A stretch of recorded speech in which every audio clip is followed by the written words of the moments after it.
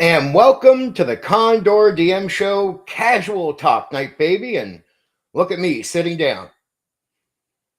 I always start like 10 minutes early just to give people time to roll in before we hit the subject, right? I got a lot of things to cover and I want to make sure people are here and ready to go and comfortable. That's all. So, casual night, I'm sitting down. I prefer to be standing up performing, but there's some people that they get irritated by the movement. So I do this for a casual night to appease them, make it easier on them. They prefer the sit down part. Personally, I don't mind sitting down when I'm doing interviews because I don't want to perform and take the attention off the person that I'm interviewing. So it's all about them, spotlight on them, and I get to sit here and ask questions. But tonight, I'm sitting down and talking to you. Here we are. I promise you tonight's going to be very interesting because the way I'm going to cover skills is I did a lot of work last year on a bunch of games. And so I gathered up a bunch of facts about different things that I felt like I couldn't put a lot of time to. Like I covered the undead. When I was doing AD&D and OD&D and all that and basic, I couldn't do a lot of spotlighting on the undead. That's why I wanted to cover it that way. Skills are sort of the same thing.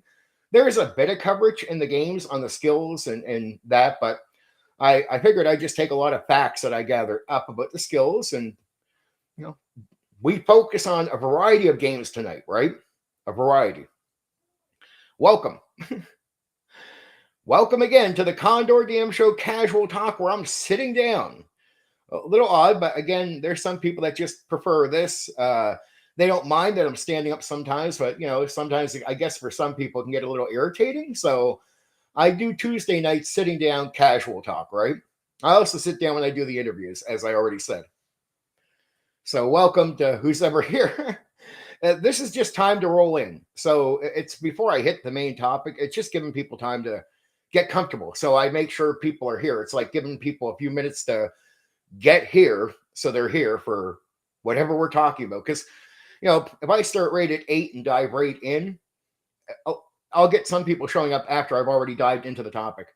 And I'm like, oh man, that's a shame because I want them with me instead of having to rewind, go through it.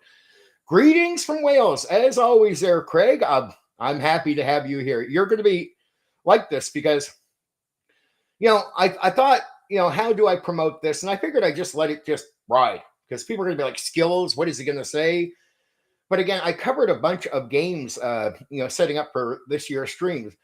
And there was just like a lot of areas, undead, skills, or some other things where I got a bunch of facts, but I couldn't put a bunch of time to them when I'm covering a game. It's like there's so much, like undead. I covered AD&D 1E, OD&D, and basic, and there's a lot about undead, but to cover those games, there was so much to cover that I couldn't put a lot of attention on that. So I did a separate casual stream with facts on that. Tonight, I have facts on skills, right? Designer facts. It's interesting. This is more of a bit of it's game stuff. I'm going to go through a variety of games. But if you're a game designer like me, this is stuff I study, right? And it's really I'm going to go through all the different like sort of generations, years, and decades of skills. Then we're going to go through a variety of games that cover different types of skills, right? Throughout time. And then we're going to look at games where the skills might have hurt the game and the games where skills were actually good. Actually, I'll tell you exactly what I'm covering tonight, so you know. So the first part, when I get into this, when I start this, remember, this is casual time for you to roll in. We're going to go through the changes through the decades, skills. And then we're going to go to different approaches with the skills, like how the different games. I pick certain games because I feel like they sort of represent a style of skills that you'll see in other games too, but I want these games to sort of be the focus. And then how can they harm a system, right? How do they harm systems? What systems got skills right? And the last thing I'm going to finish up with is, do we need them? Do we need skills? Because that's a constant criticism, like, oh, we don't need skills, stuff like that. There's even a little area where I'll talk about player skills, right? Which is not just game skills, but outright player skills. It's something old school D&D really made a big issue about, was a player skill, especially early Dungeons and Dragons that didn't focus on skills in the game. It focused on player skills, right? play. So just so again, sitting down. I know it's odd for some people that are used to me up and about because I like to perform like a game master, right? When I do these streams. But there's some of my folks that, they don't mind it some nights, but they really do get a little irritated by the movement and all that back and forth. I really do. I'm gonna bring the meat on the bone. I promise you. I promise you when I get into this stuff, it's gonna be interesting, Craig. Right? It's gonna get you something, give you something to talk about, right? But again, we're in that casual time. People are going to be riding in and out for the next few minutes. And whoever wants to stay for the start of the topic and going into it, the way I do casual nights a bit different, as you guys know. It's a more a stoppage than normal. So it's like I go through a part, and then it's a little bit more talking over these things, right? And just more chance to casual talk here. But again, casual talk doesn't mean anybody is expected to take part in the chat in some active way. Like I say, even on casual night, I have security backup. I have things to talk about all night. So if you're sitting back painting a mini, right, drinking your tea or coffee, and you just want to hear what I have to say about skills and my thoughts, good. There's one area I didn't write anything down that I'll go freehand, which is AD&D second edition skills or non-weapon proficiencies, because unlike everything I'm going to cover here, I have a unique take on those, right?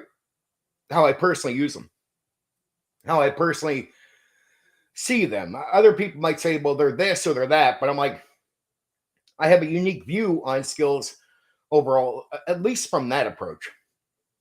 And in all honesty, I prefer my second edition approach with skills, non-weapon proficiencies than I do most other games. But most other games have the skills built in where it's specifically made for the game in a special way. Where in second edition, it's an interesting way that I had them be used, right? And it helps with role playing and all that stuff. So it's interesting.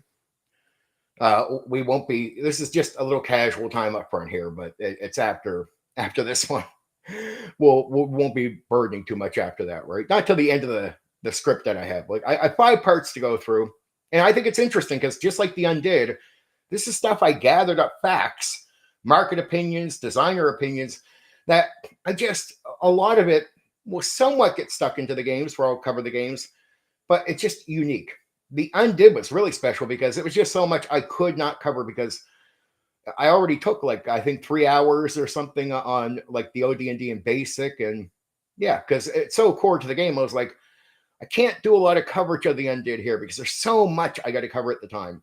So I decided to do a casual stream because I knew I didn't have a long part for the Undead. Same thing with the skills. I just don't have a like a full on normal stream worth of information. And I picked out what I thought was special. And so we're going to be covering games. Don't get it wrong. It's not just, it's skills related to the games that we're going to cover. We're going to hit Savage World. Now it's in other games, but now I got to say, it's not like we're covering Savage World. So don't think I'm diving too far into any specific game. We're just diving into the skill areas of these games, right? And each game I picked just has a different type of way of approaching skills that you'll see later games approach, right? The same way, but these are sort of, I'm going to use it that way. That's going to cover that type of skill, right? And so when we hit other games, you'll hear some similar things. Because some skill systems are core to the game. Some skill systems are just an additional feature to the game, right? That's what they are. We're about a minute off, and then we're going to dive right in. No holding back, right?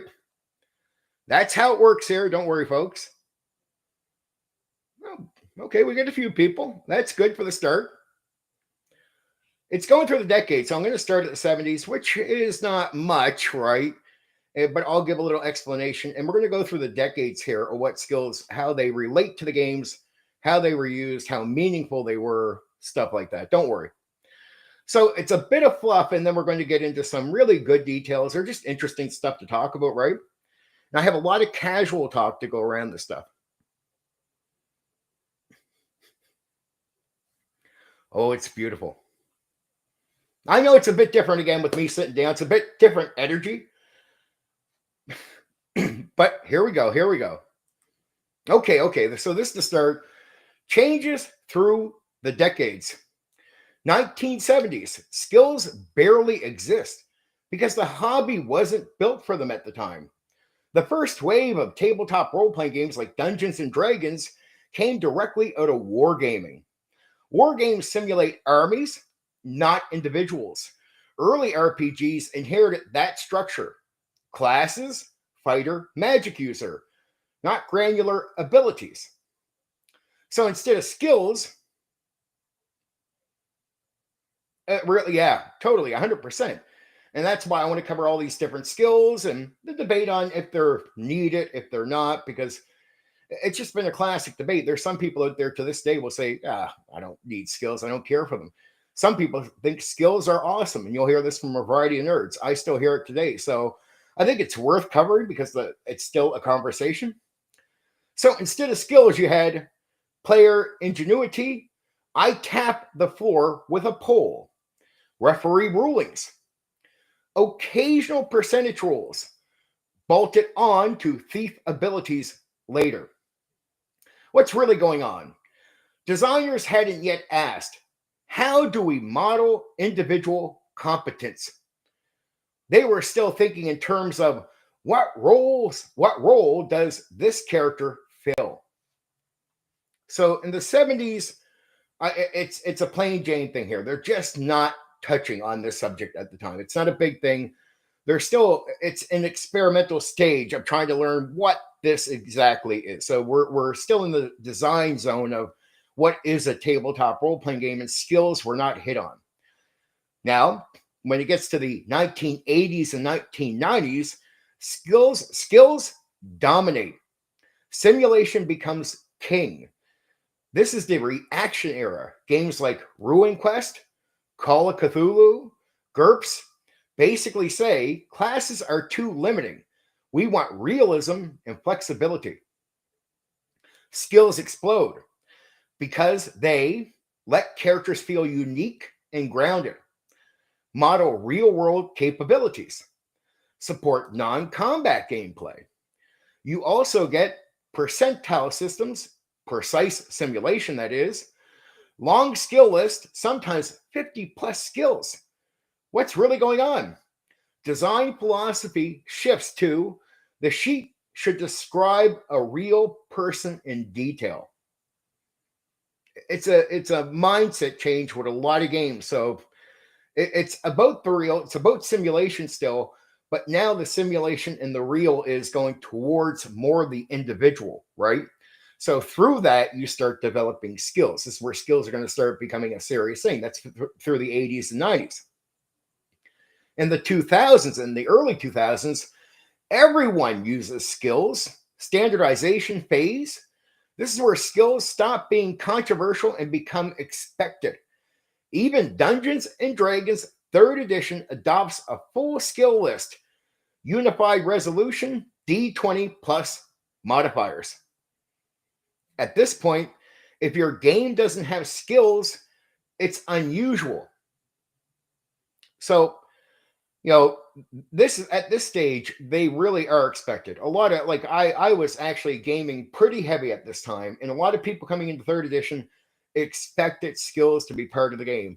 And 2nd edition really did help push that mindset with non-weapon proficiencies being something a lot of people actually used. A lot of DMs that ran 2nd edition actually used non-weapon proficiencies, which are skills, right? So you get a lot of crossover here where there's a lot of expectation with skills coming into the game. But let's go back to this part. At this point, if your game doesn't have skills, it's unusual. Hybrid systems dominate class plus skill, attribute plus skills. You also see streamlining, fewer, broader skills. Universal systems trying to solve everything. What's really going on? The industry converges on skills are the default language of character capability. So it's a complete mindset change where it's like, okay, we're diving into skills. And this is where I hear a lot of old school guys back at the time that are still lingering back with older games, and they're not going to cross over to 3rd edition like AD&D, like, original, basic. They don't care as much for skills. So during what we call the edition wars, one of the little battles was, yeah, skills are stupid. Yet a lot of new people coming in through third edition, especially, said, no, skills are great and they're cool, right? They're benefits for the characters, they're bonuses, or this and that, and it makes gameplay fun. I personally think second edition is a middleman between these two things. Again, I'll explain that later. I think the non-web proficiency approach is a sort of a middle ground between the real old school with no skills and third edition with skills that are more beneficial to gameplay, right? We'll get to that, no worries. Anyway, so then we get to the 2010s up to 2026. Skills get questioned.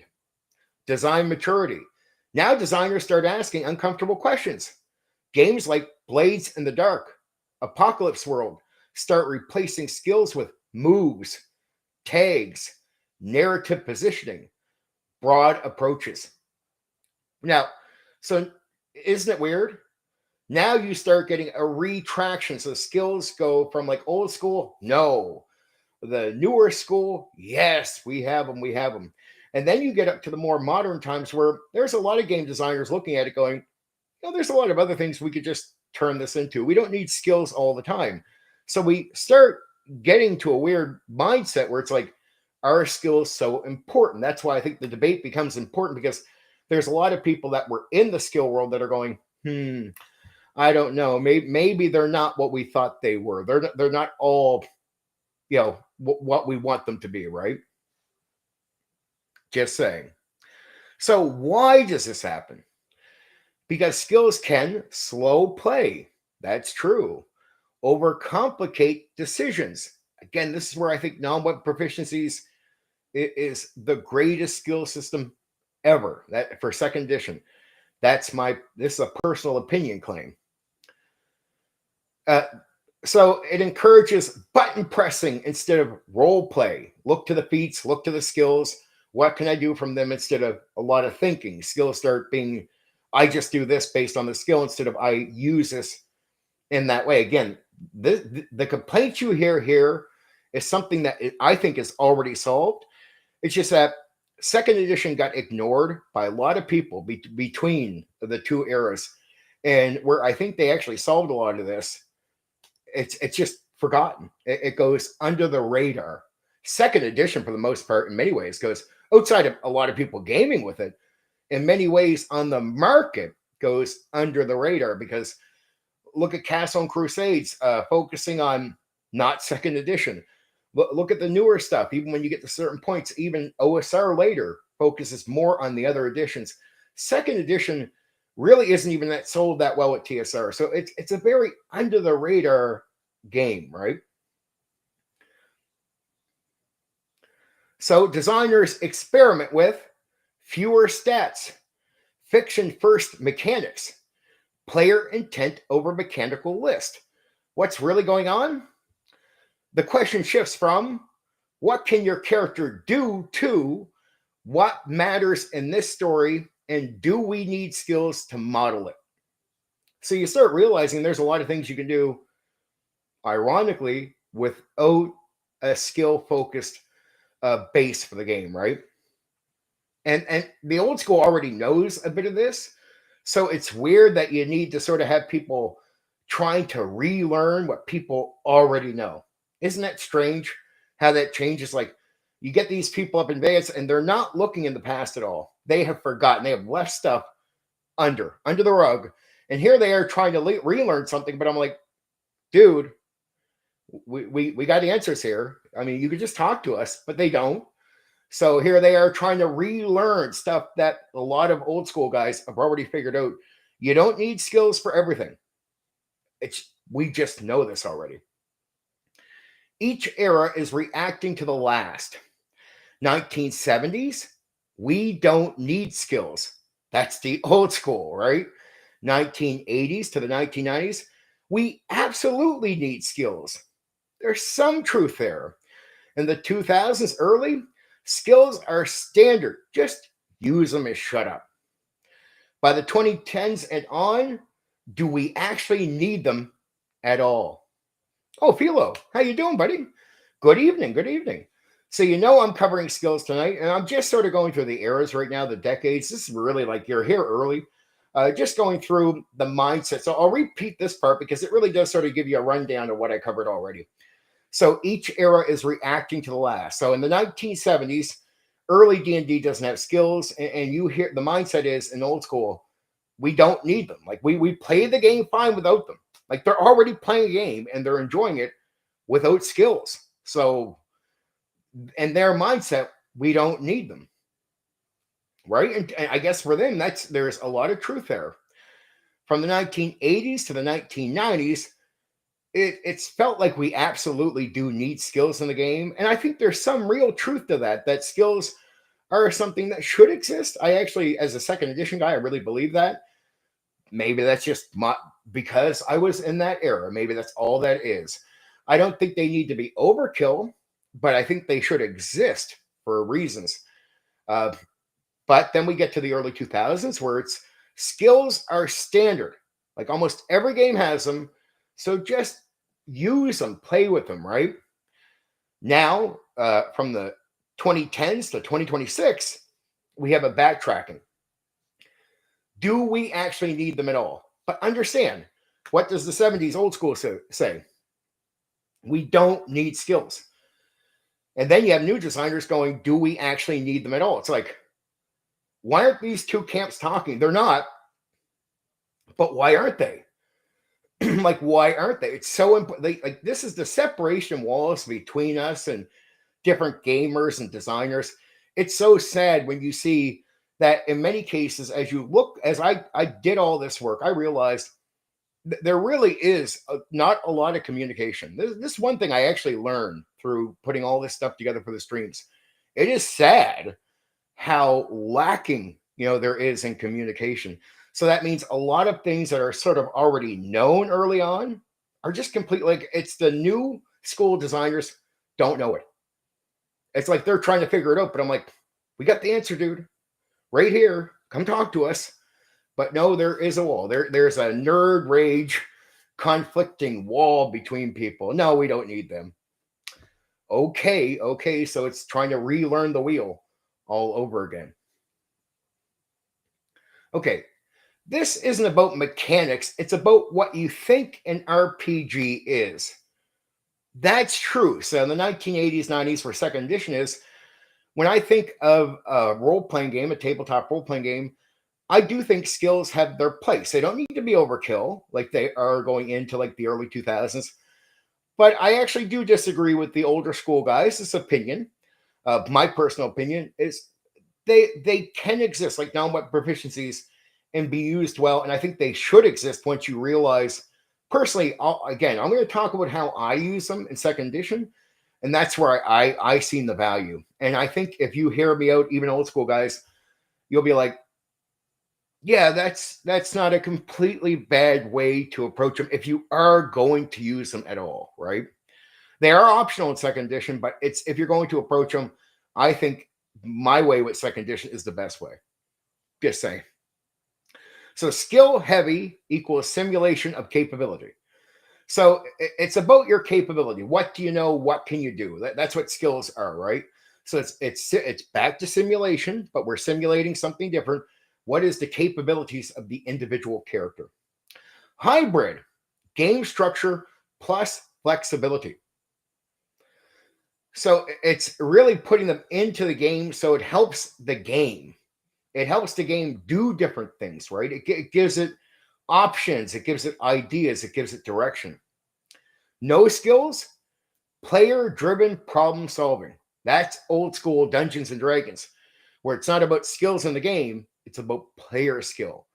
It's about your way of figuring things out, right? With your character, like tapping on the floor instead of you have a skill to know it's there, or you can figure it out with your skill with a dice roll. No, you got to tap on the floor. You got to figure things out. It's more manual play, more about player skill, knowledge, and experience. Post skill, narrative first storytelling. So later on, when you start getting a bit away from skills and you get these designers where they're not sure, This is where narrative first storytelling becomes really important to the game more than skills. That's the later 2010s. Every modern system is choosing a side in that argument, whether it admits it or not. Now, all the stuff I'm reading off here are market opinions, designer opinions. So they're not, I might agree with some of this.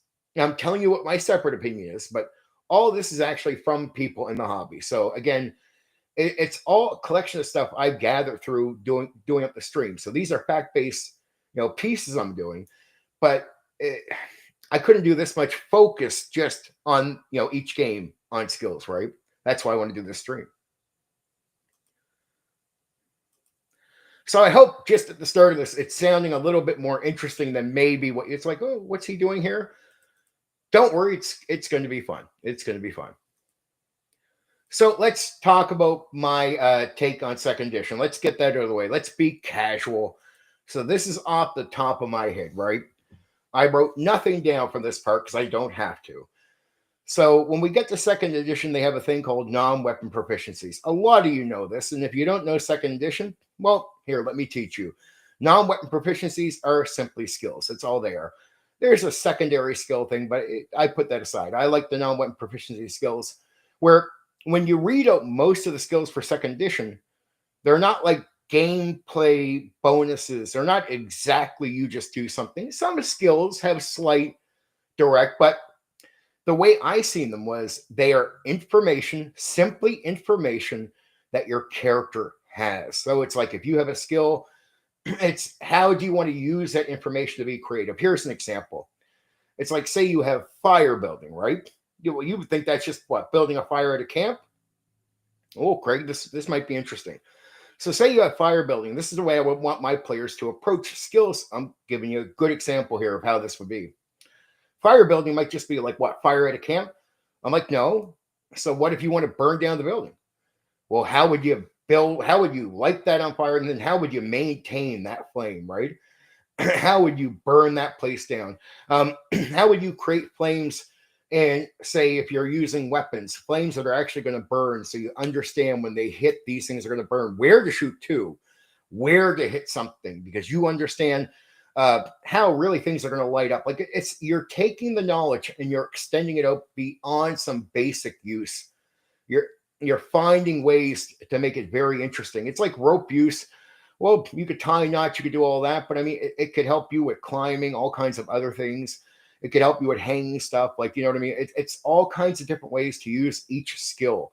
It's take the knowledge, and you get to think about it too, because if you just had a character and you're like, well, we want to light something on fire, you're not going to think, if you don't have a skill, say fire building, there's nothing there for you to go, I want to lean into that, not use it like some typical direct thing as a bonus of the game, but how can I use it to role play?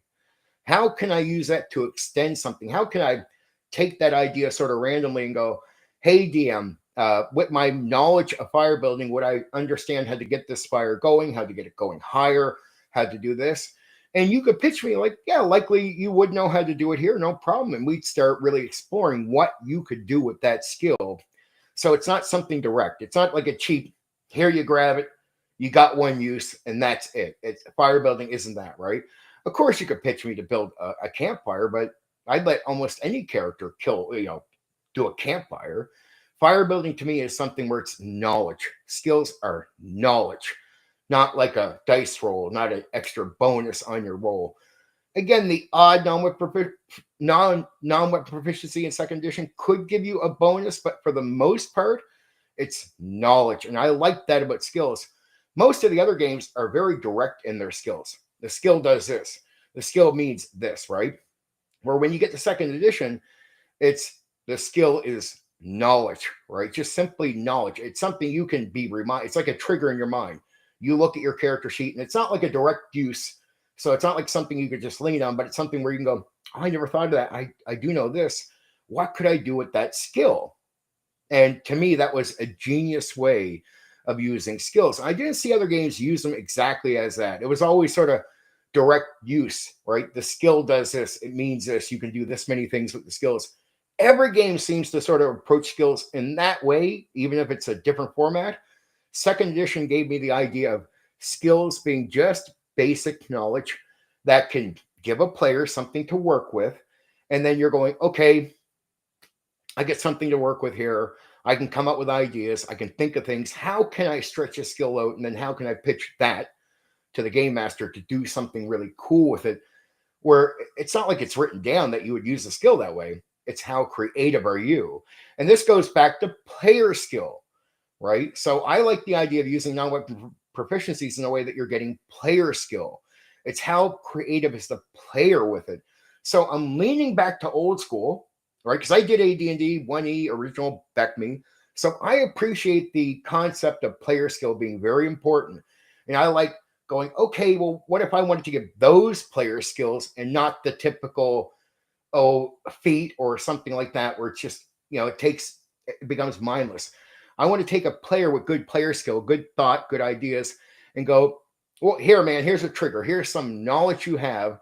What can you, with your player skill, come up with that idea behind you, but that's supporting what you want to do? And so to me, that was a brilliant way of bringing skills to the old school. But a lot of the old school guys rejected second edition. So even though they had the player skill, and when I did bring up AD&D 1E players, they were brilliant with them. Like absolutely brilliant. Like whenever you get a good AD&D 1E player, that's based on player skill. That's old school. They don't care about skills in the same way. They're about player skill. But that is what works, in my opinion, with second edition non-weapon proficiencies. It doesn't give you something you don't want. It actually plays into what you're already bringing to the table. So whenever I would bring a good AD&D 1E player or a good BECME player, a good OD&D player that was good at their player skill in the game, right away they could take the idea of the knowledge and they pitch me all kinds of great stuff. They usually run ahead of the other guys that started with second edition. That was true with skills anyway, especially with skills, because of the way I pitched it to them. This is knowledge. It's not like something cheap where it's just, you get this and it's this. That doesn't mean there weren't some skills with some benefits in that way, but not many. Most of them, again, were a thinking skill, right? Anyway, that's my freehand on second edition skills. So now you know how I approach second edition skills, or how I like skills personally, is this. Their knowledge, they're not like this direct feat something. I don't, again, the odd one gives you some benefit, but for the most part, they're not all these, you get a +1, you get this, no. You just get knowledge, right? And it's again to get you to, it's a trigger. So you get up to a part and you're like, well, what would I do here? But then you look at your skills and it's like, well, I know this. So it helps you go, maybe I can come up with an idea with that. And I'm a game master that likes people that takes stuff and just says, can I stretch this out and do something unique with it? I don't say no. See, I'm a creative. I'm like, please bring that to me, right? I won't say, well, the skill says you can only do it. You're running into the wrong game master or dungeon master if you think that's my mindset as a DM. No, I like people doing that with spells too. I like all kinds of things where people come up with like, hey, the spell says I can just do this, but couldn't it do this other thing? Couldn't I do this with it? Well, pitch me, man. I'm open-minded. I won't just look at the book and says, no, it doesn't say. Because when I ran into DMs that would say to me, I would see something very creative and I'd be like, is it possible to try this? And the DM would instantly say, no, it doesn't say that in the book. I would quit that. I wouldn't quit that session, but that DM was never going to see me again. Guaranteed I was walking, right? It's like, dude, okay, I'm gone. I can't be creative in your game. I'm gone. If I can't use, and especially old school guys, because I would get after them like, this is about player skill, and I'm a player skill player. I'm an old school player in that way. If you tell me I can't use my player skill to see something creative with a spell or with whatever I had to work with, and I couldn't pitch you something that might be able to be done, as long as you're open-minded, I had no time. I'd walk as a player right away, because that was what I was introduced to a DM that would allow me to do stuff like that, right? So it was a guy that was just open to be creative, and I was spoiled. So I was like, that's why I said I lasted about 10 years as a player before I retired, because I ran into too many DMs that would tell me, or even game masters, even in other games, well, it doesn't say you could do that.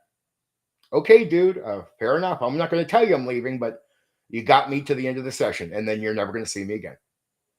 That's it. I'm Odie right after that. And it's I don't hate anybody. It's just that's the way I prefer to play. So if you're just not going to run it that way, nothing against you. You run it whatever way you want, but no, you can't handle a creative mind and a player skill, which is old school, which is what I expect. Then no, that's where I would call guys like they stuck to the book. I just wasn't interested in the game. So this is where I'm going to cover all the different types of skill approaches. So a variety of games cover skills in different ways. Now, they cover skills in ways other games do already. So I'm not going to mention like 2 games that cover skills exactly the same way. It's just I picked each of these games to represent one way that might be used in other games, but we just don't need to talk about a variety of games for one use. So we'll start off at Empire of the Petal Throne. Proto skills. This game sits in a weird transitional space.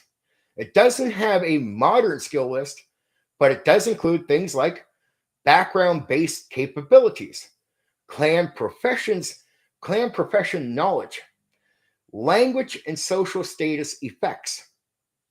What matters? Your character's culture and training determines what you can attempt in the game. The referee adjudicates outcomes rather than rolling a defined skill. It's leaning into the second edition I told you about, where it's what can you think to do with that skill, and then the referee adjudicates. It means they consider what you're pitching and what the outcome would be. These are the type of game masters I'm really going to lean into. Why it matters. It's one of the first cracks in the class-only model, hinting that characters should have specific competencies beyond combat roles. So again, old school is a lot of combat. Where do you fit in? Are you the wizard? You stand back. You're this, you stand over there. Well, is there something more to the characters than that? Is that it? The fighter only swings a sword? Is that it? So this idea is saying there's something beyond the combat part of the game, and we're already encountering it. So Empire of the Petal Thrones starts confronting the idea that you're doing more than combat. So why not have something that leans into that area of the game? Traveler, as we talked about recently, first true skill system. Traveler is where skills become real. Characters have explicit skills with levels. Pilot 1, Gunnery 2, Resolution, roll 2d6 plus skill plus modifiers. Skills come from life path character creation. What matters? Skills are the primary way characters differ mechanically. No class system controlling capabilities. So how do you separate characters? Skills. Why it matters. This is arguably the first game where what you can do equals your skill list. So now this game does limit you to your skills. It becomes a real focus on skills. And if you don't have this, it's assumed that if you tried to do something that would be related to a skill, you probably couldn't think to. This is where some players that like player skill start getting a bit annoyed with skills right away. Because this is the idea of taking away from what they can do. Like, man, I could have thought to do that, but man, that would take knowledge of a certain skill, and you don't have it. You see the clash? You see the clash where it starts happening here? Player skill running into skills, right? And Traveler is a first expression of that, where you, depending on who's running it, right, you can get the idea where it's going to say, hey, you don't have that skill. No, man, you wouldn't think of that. Old school players like, what? I wouldn't think of that. This is where player skill itself, just a player skill in play, starts becoming less important. So you can see where old school guys start going, no, because player skill is important to them. Again, this is where I think I go back to second edition getting it right, because it allows players with player skill, and it doesn't take out skills. Don't become oh, you don't know that, you can't do that. Now, you could run to guys, I guess, that would be sticklers on that, but it's old school gaming. So second edition is still going to let you tap on the thing. It's going to let you use your player skill, but also provide you with some of their knowledge. So it's a mix of that, right? Ruin Quest, percentile mastery. Ruin Quest goes all in on skills. Every ability is a percentage. 65% sword, 40% climb. Roll D100 equals succeed if under your skill, the number or lower. Oh yeah. Sci-fi is I know you're a sci-fi guy, Craig. I know that's why Traveler is a really appealing game for a guy like you. But I am happy to have got you interested in Pendragon recently, so I'm glad that you're going. When I go back to Medieval, that's a game you definitely want to lean into, and I'm excited to have gotten you there.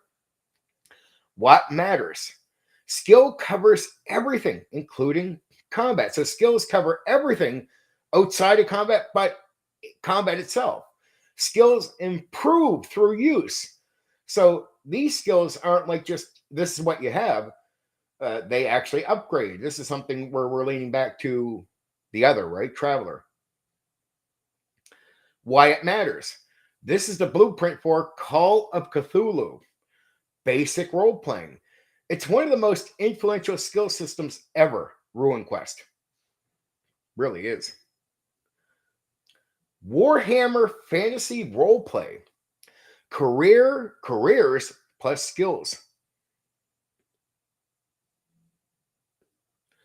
Oh yeah, because it can define your character. Skills become so important that it defines your character. Like again, it's leaning away from player skill. In many cases, especially depending on who's running it, it's leaning away. This is why old school guys become a lot sour with this, because imagine if your play experience and the way you built yourself up is based on your skill as a player to think and overcome things and not be limited, not have somebody say, oh, you wouldn't have that skill.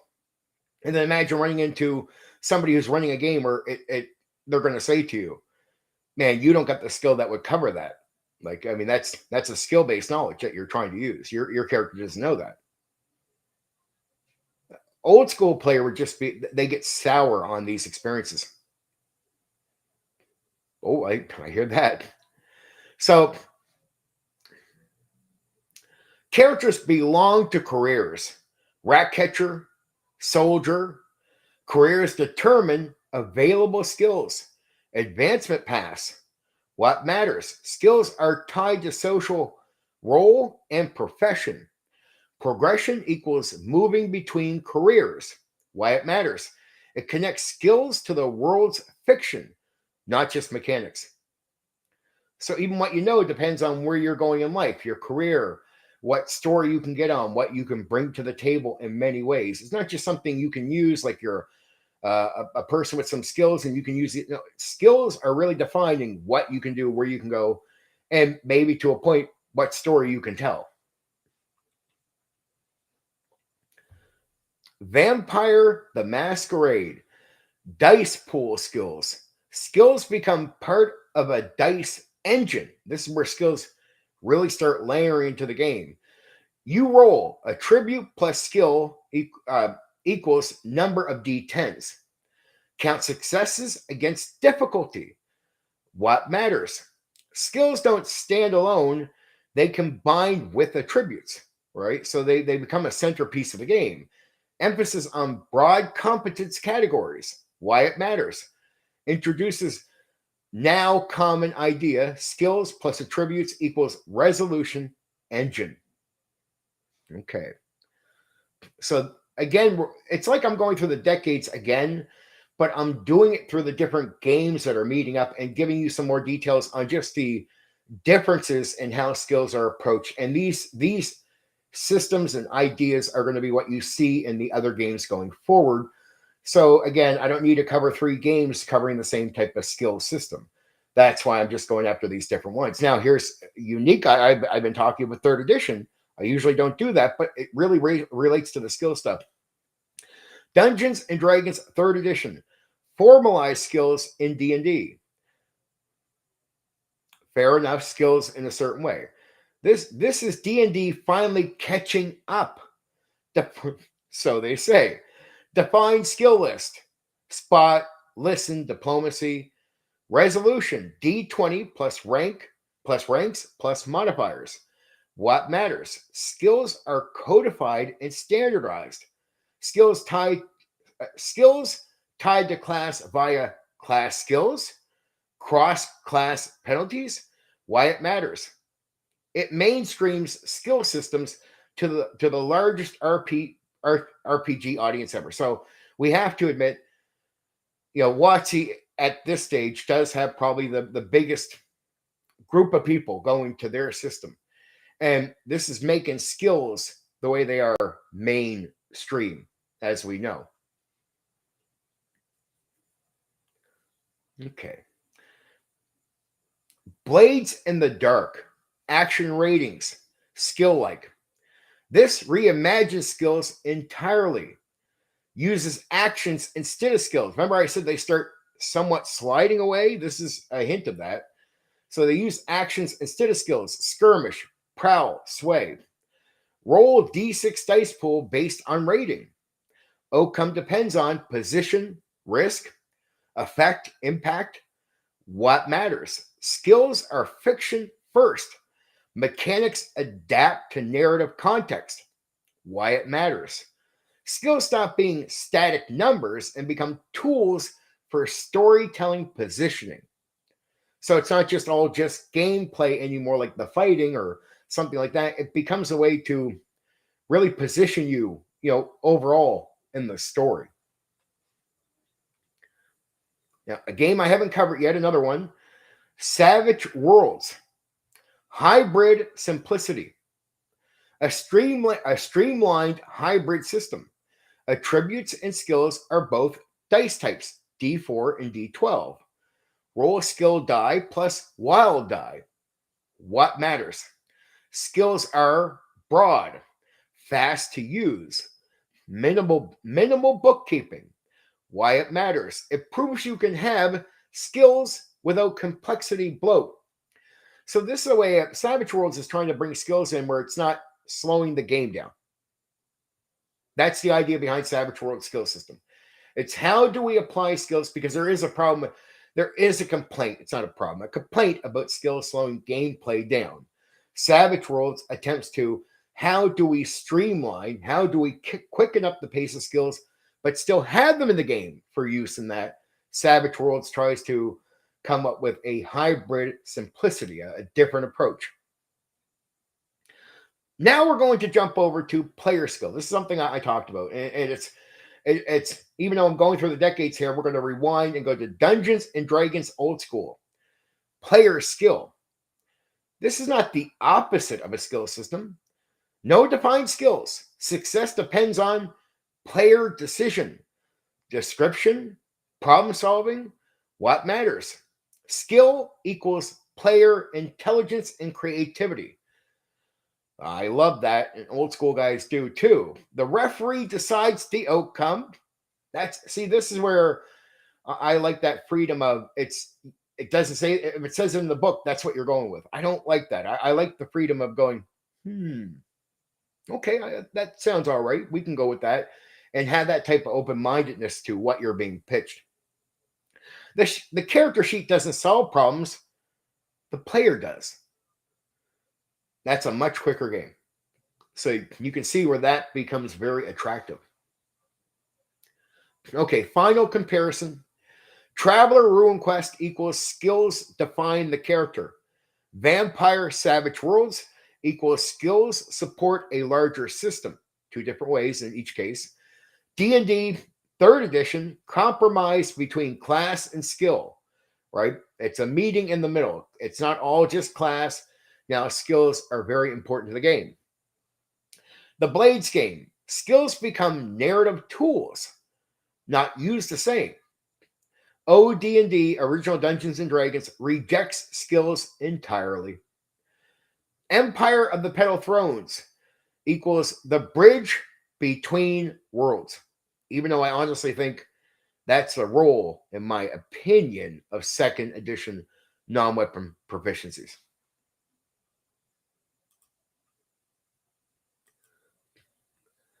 I hope this is sounding really interesting so far, because it's how do you understand the evolution? So it's like timeline decades. This is where they're getting. Here are the games that are representing these approaches, but the different approaches. So I'm going into more detail here. The next part is something very interesting.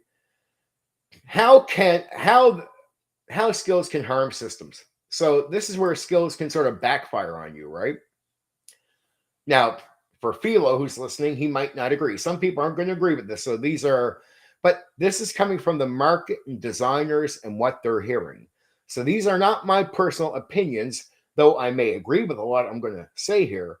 It doesn't come from me. These aren't personal opinions. Role master, death by skill bloat. The problem, massive skill list, hyper granular categories, climb, scale, maneuver, etc. Oh, I hear that. I hear that. But as you know, Role Master definitely does take skills very serious for the game. And we know, me and you know the complaint about that. It takes a while to get used to the stuff and it can be very slow. So you can imagine what that means when you're seeing designers in the market look at these complaints, right? Skills cost vary by profession. What happens at the table? Character creation becomes homework. Players don't know what they're actually good at. Resolution slows to a crawl. Why this hurts the game for some players. The system technically offers deep simulation, but in practice, it overwhelms players before the game even starts. Core failure, complexity without proportional payoff. GURPS, realism over playability. The problem, hundreds of skills, extremely specific, requires system mastery to build a functional character, sort of like Role Master. What happens? New players build ineffective characters. GMs must constantly adjudicate edge cases. Players forget niche skills they paid for. Why it hurts the game. The system models reality better than it models play. So it's giving you simulation really good, but the play is being hurt. This is what a lot of players are saying. Core failure, overload, analysis paralyzes, right? So it's like an overloading of these skills, and it puts you in this sort of paralyzing mode of thinking, right? It just sort of breaks you down, slows you down, brings you to a halt. Now we're going to move on to the game I'm covering on my birthday. Shadowrun. Skill system fragmentation. The problem, skills split across subsystems. Combat, matrix hacking, rigging, magic. What happens? Each player is playing a different game. So it starts separating experience and gameplay, so much so that in a way you really are sort of playing a different game depending on what you're playing in that individual game. The game sort of adjusts for each type. Spotlight imbalances. Hackers take 30 minutes. Others wait. Why it hurts the game. Skills don't unify play. They divide it into silos. So each person's having such a different experience that it's really sort of screwing with each other because of the difference in what they got to do with their characters. Core failure. Skill systems that fracture table cohesion. So it's almost like you're waiting for your turn to play a different game. You know, that guy's doing this. It's completely different than what you'll do with your skills. So, and sometimes it's going to hold you up from doing your thing. So there's a lot of separate ways of approaching the game, so much so that you'd be like, is the game this or is the game that, right? Vampire the Masquerade, the illusion of choice. The problem, skills look broad and flexible, but in practice, some are clearly superior. Perception, subterfuge, others rarely matter. What happens? Players converge on optimal builds. You know how that works. Large parts of the skill list go unused because they're weaker. At least that's how they're perceived. Why it hurts the game. The system pretends to offer variety, but funnels players into the same choices. So you'll keep avoiding these ones, and a lot of you are going to choose sort of similar ones, right? Core failure, false diversity. Because if you only have so many that are good, well, then you got a shitload that would be considered not good in comparison. Instinctive. People are playing a game. They're going to go after good, right? So it's not like a different choice. It's a weaker choice. That's why they avoid it. Dungeons and Dragons 3rd edition. Skills, tack, and trap design. The problem, skill points per level, cross-class penalties, essential versus useless skills. What happens? You must take spot, listen, concentration, or you become ineffective. So to avoid these, you become ineffective. So you'll start taking them over the other options. Meanwhile, some skills are nearly irrelevant depending on the campaign. Why it hurts the game. Why it hurts the game. Players are punished for not knowing the system. Core failures, trap choices, and mandatory optimization. This is where you get the build for munchkins.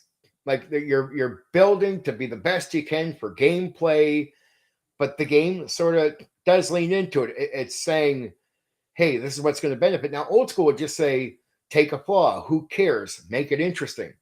Oh, yeah, we get it. But if you're in the mindset of playing a game, you're going to go with what works rather than what you feel is meaningless to what you're doing in the game. That becomes a habit where it's not just munchkin players. A lot of players just start naturally doing it, right? Cyberpunk 2020. Now we're covering Cyberpunk Thursday. So of course I'll mention this again. But I think it's important for this one. Skill redundancy and noise. The problem, huge skill list, many overlapping or rarely used. What happens? Players spread points thin or ignore large chunks of the system. Why it hurts the game. The signal. Important skills get buried in noise. Core failures. Too many skills with too little impact. Probably going to be surprised that I'm covering this one, or I'm talking about it. Pathfinder 1st edition. Legacy bloat. The problem. Inherits 3.5e skill issues. Slight cleanup, but same structure. What happens? Still, skills tax, overlapping skills, optimization pressure. You go right back to that because of this.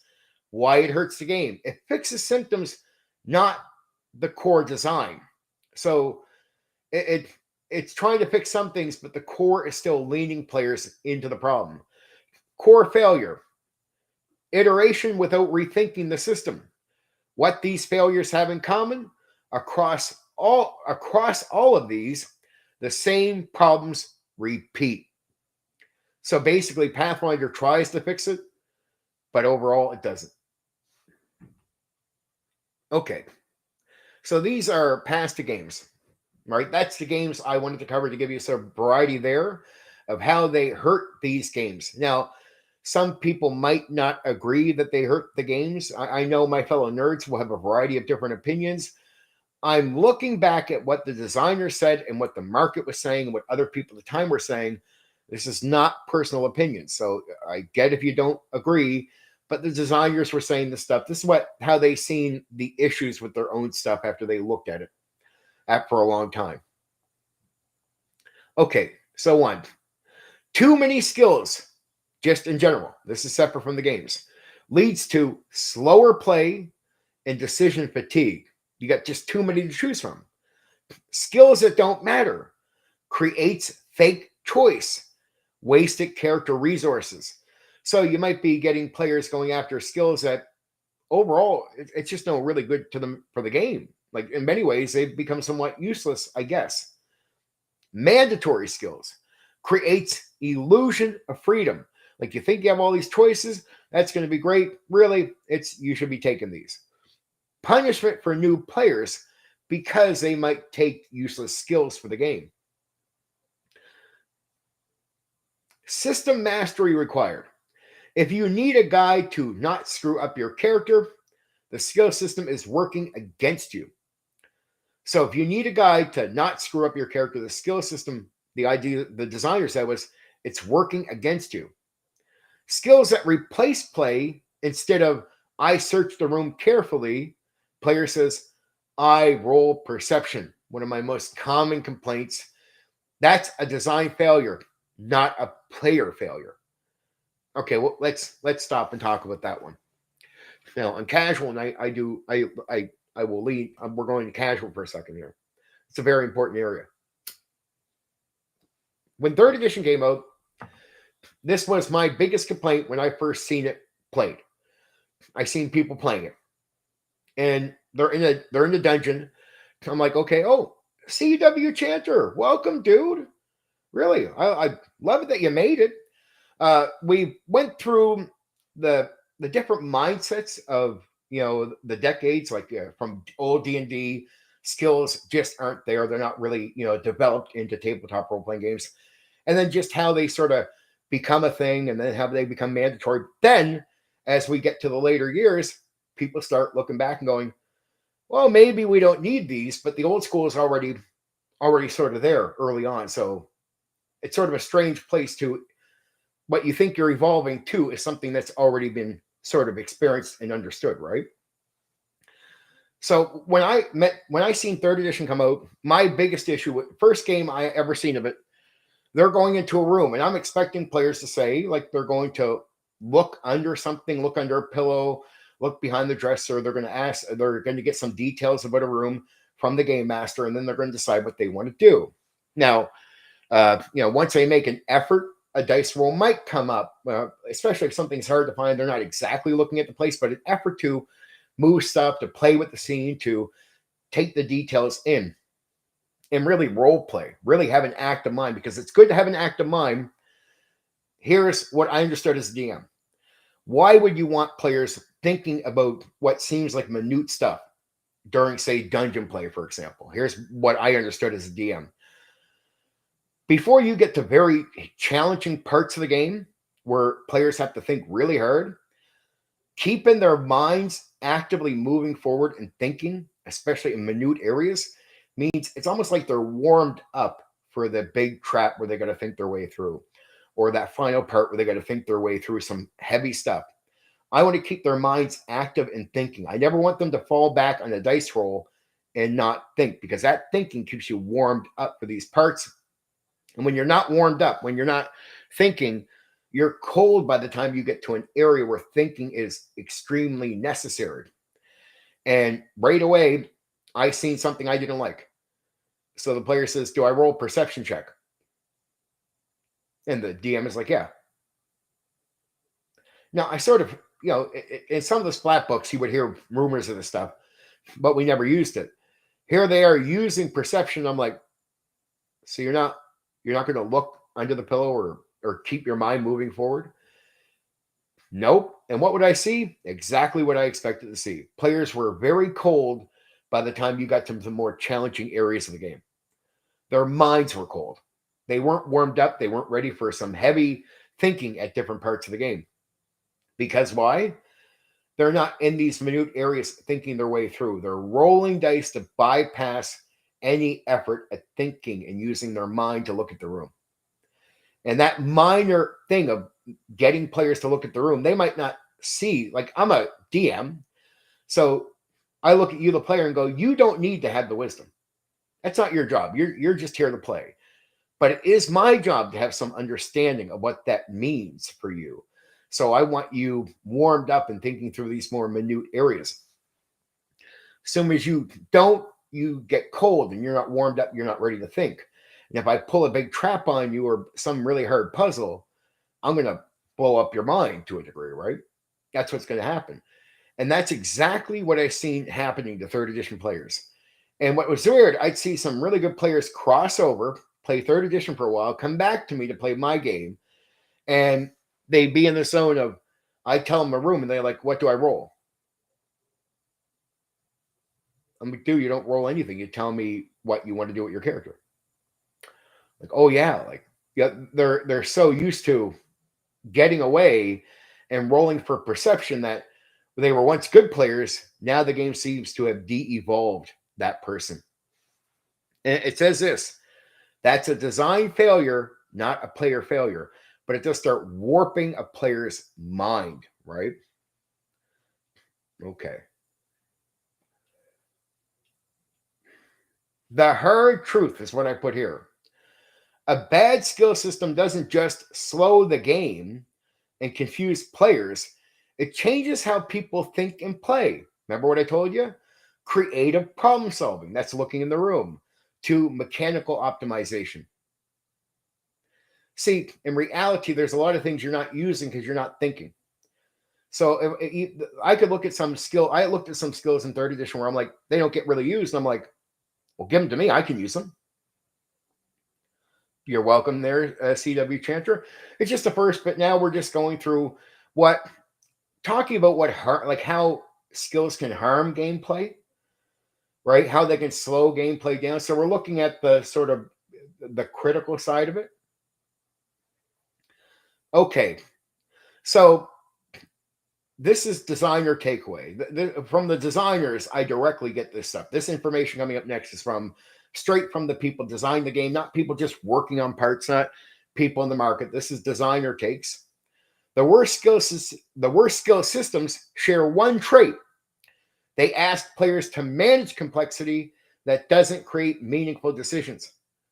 So that's perception, for example. It's not making you think. If a skill system adds choices that don't matter, or if a skill system adds choices that don't matter, punishes players for ignorance, slows down the table, it's not depth, it's friction. So it becomes a problem to play, right? That's really important. Okay, so we just went over, we just went through the negatives, and I plan to follow here with the positives. So we went through the negatives. How does skills hurt games, right? To the old school guys, they're all like that would listen to this. They're like, yeah, see, we knew.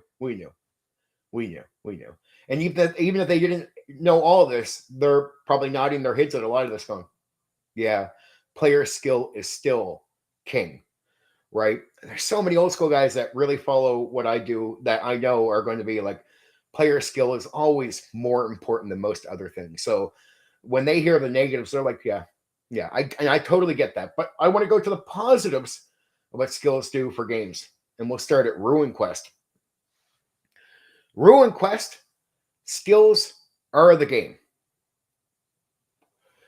Why it works. Every action equals a skill. Remember, this is casual night, so I let myself slightly cheat. I don't do this usually on the other ones, but it's a little slight cheat. And I'm not moving around. So I have a lot of energy that I should be. I've been here. I'll show you. Right. See, I've been drinking these. As you guys know, I didn't get a lot of sleep. Now I'm wide awake, but it's because I skipped coffee. I've been drinking those fucking things all day. So sorry. And I sit down for casual night, so I'm like full of fucking energy. I'm not going to really give out. So Ruin Quest, skills are the game. Why it works. Every action equals a skill. Resolution is dead simple. Roll under percentage to perform the skill. So roll under the number, right? Skills improve through use. So that's not always the same in other games. That's something unique to Ruin Skill, how they approach skills where it's like they improve through actually using them.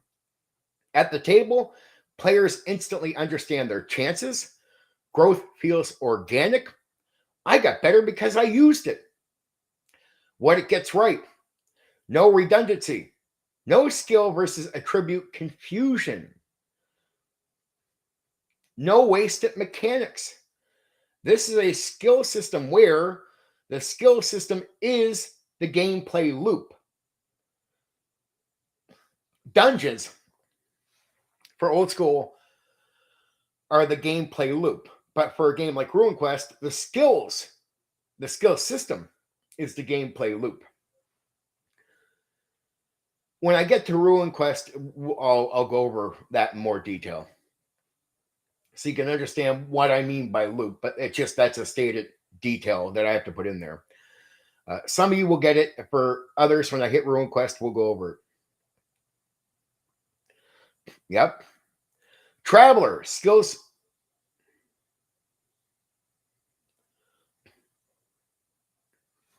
Let me see.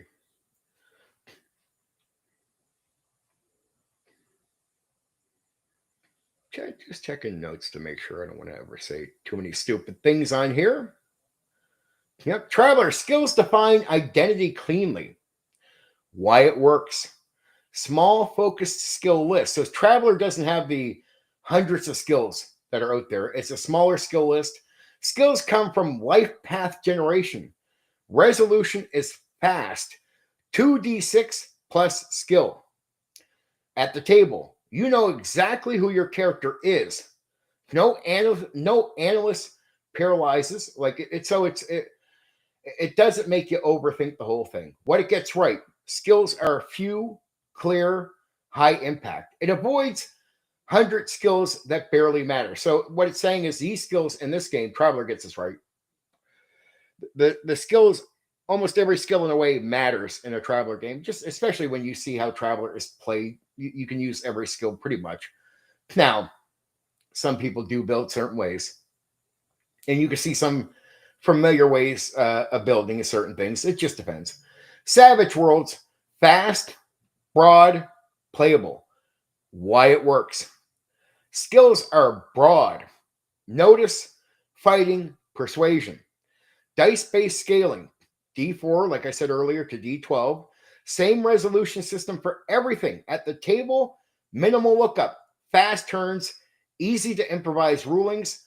What it gets right. Speed without losing,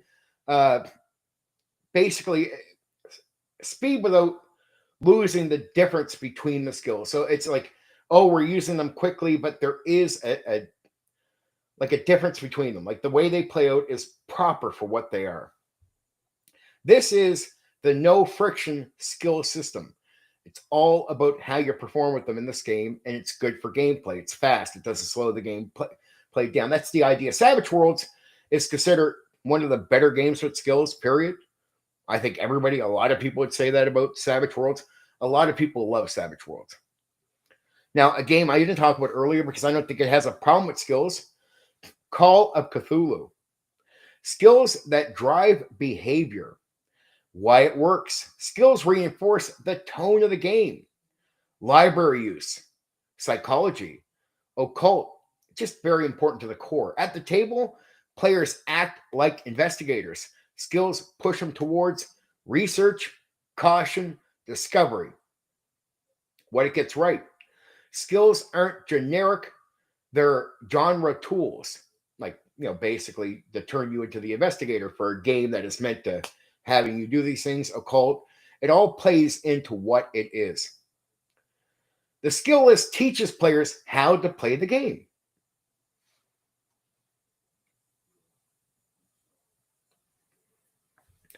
Blades in the Dark. Skills as fictional positioning. Why it works. Skills. Actions are broad, contextual. Outcome depends on position, risk, effect, impact. At the table, players think, how do I approach this? Not what skill do I roll? That's very important because you don't want, this is where Blades in the Dark get it right. Because so many people are looking at what skill do I use? That's not the way you should be using skills. You would hope that doesn't happen, but it does happen. So players are actually thinking, they're led to think, how do I approach this? Not what skill do I use? That's not the first thought that comes up. What it gets right. Skills don't replace thinking, they support it. Again, we go back to second edition. I think the non-weapon proficiencies does the same thing. This solves the classic problem. No button pressing. Again, I think second edition gets this right as well. But Blades in the Dark, it's definitely true about it. Now, here's a game you guys have probably not heard in a while. A game that I know if the guy I ran a game for a few years ago, I ran a one-on-one game, a couple of sessions, and he loved it. And he was another YouTuber. Still has a popular channel. He just hasn't done content in a long time. Sam Old G. Game he loved. It's the game he talked about a lot. Burning Wheel. Some people won't know what that game is, or they've just heard about it lightly. At one point, I will cover this. Deep but meaningful. Why it works. Yes, it has a lot of skills, but advancement requires challenging use. Skills tie directly into beliefs, character goals at the table. Players seek out situations to use skills. Mechanics push story forward. What it gets right. Complexity with purpose. This is one of the few crunchy systems that earns its depth. When I get to Burning Wheel, you'll understand what that means, but that's true. That's so true. I've done Burning Wheel so many times that's extremely true. Now, one I talked about earlier, but we're just on skills here. One I know a lot of people want me to cover. Like I'm going to do Warhammer the War Game, but people want me to cover Warhammer Fantasy Roleplay, which I will. Warhammer Fantasy Roleplay. Skills anchored in the world. Why it works. Skills tied to careers. Advancement, changing careers. At the table, characters feel like real people. Rat catchers, soldiers, merchants. What it gets right. Skills are grounded in fictional reality, not abstract numbers. They reflect your place in the world. This is where these games are, it's like, how do you get the skills to really lend itself to the experience without taking away from the actual pace of the game, right? Okay, now we're in a more general area. What these games all get right. Across all of them, the same design principles show up. 1, skills are either central or invisible. Ruin Quest, central. Blades, invisible. Fiction first. What they don't do, sit awkwardly in the middle. 2, every skill matters. No filler, no trap picks. If a skill exists, it will come up and play. 3, resolution is fast. These are all the good areas of these skills. Resolution is fast. It's what you want skills to do in many ways. Resolution is fast. Roll equals result equals move on. No multi-step calculations. No constant rule lookups. Very important for not slowing things down. 4, skills reinforce the game identity. Call it Cthulhu, investigation, Warhammer, social class, Blades equals heist. Skills are not generic, they're design statements. 5, they don't replace player thinking. Some players still have to think. Second edition. The best systems make players ask, what do I do? Not what do I roll? Perception is what do I roll? Other skills should be like, what do I do with them? This is what I'm talking about with second edition skills. I think this achieves what we're talking about here, right? Reality check. A good skill system doesn't mean more skills, more realism, more detail. It means the system helps players make interesting decisions quickly. So I wouldn't say second edition is about speeding you along, but it helps you make interesting decisions. These are about quickening the pace of using them. So that is a difference. So this is designer takeaway. Again, this is back to designers. So just designers, right? This is what the designers say. If your skill system slows play, it's bad. Adds choices that don't matter, it's bad. Gets ignored, it's bad. If it shapes behavior, supports the fiction, speeds up decisions, then it's doing a good job. That's what they should be doing.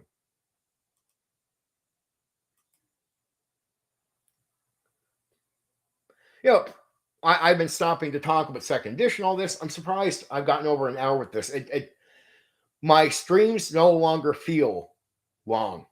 Like I remember, this is me freehand talking to you guys, just freehand a little bit outside of this. I've been doing these streams for a while, and to do an hour would seem like, a little bit of time. Like it would take time to get to an hour. Oh, maybe it's just a bit nervousness, getting used to this stuff. Now here I am at an hour and 20 minutes, and I'm like, feels like I've been doing this for like 30 minutes. Period. Like I just, it does not feel long at all. Like this does not feel like a long time I've been on the stream. I'm amazed that I can look at the time. It's like an hour and 20 minutes in.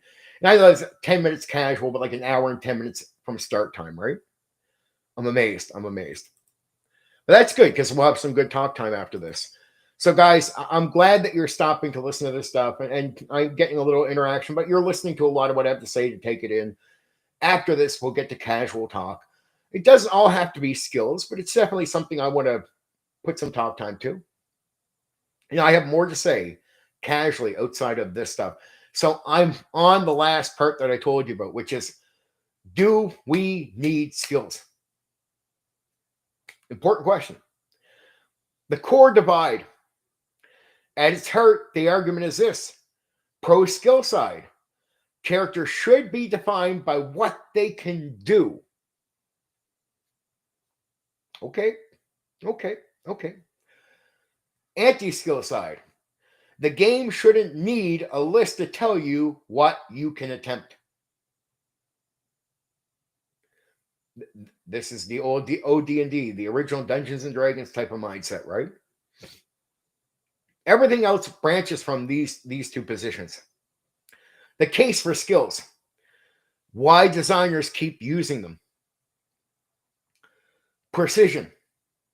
Skills let you say, this character is good at this specific thing. Example. Two characters both have high dexterity. One has stealth, the other has lockpicking.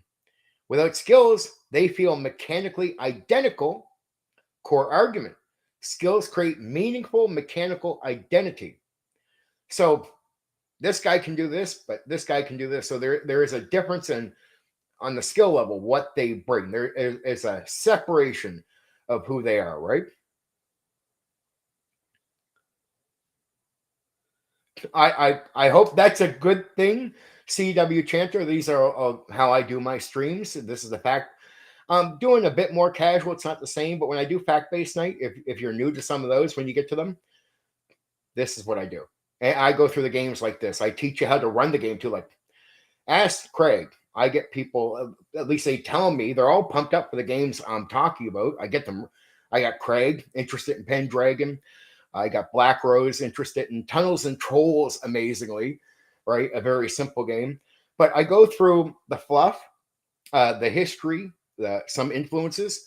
I go through how to run the game, maybe character creation, some of the setting areas and stuff like that. And then we get to things like criticism and defense, right? So criticism of the game and defenses of these games. And then we finish it off. And any areas I feel are important all get added into that.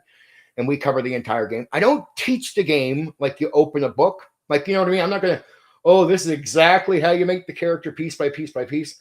That's not what this is. It's a sort of hype. It is telling you the truth, but it's a bit of hype.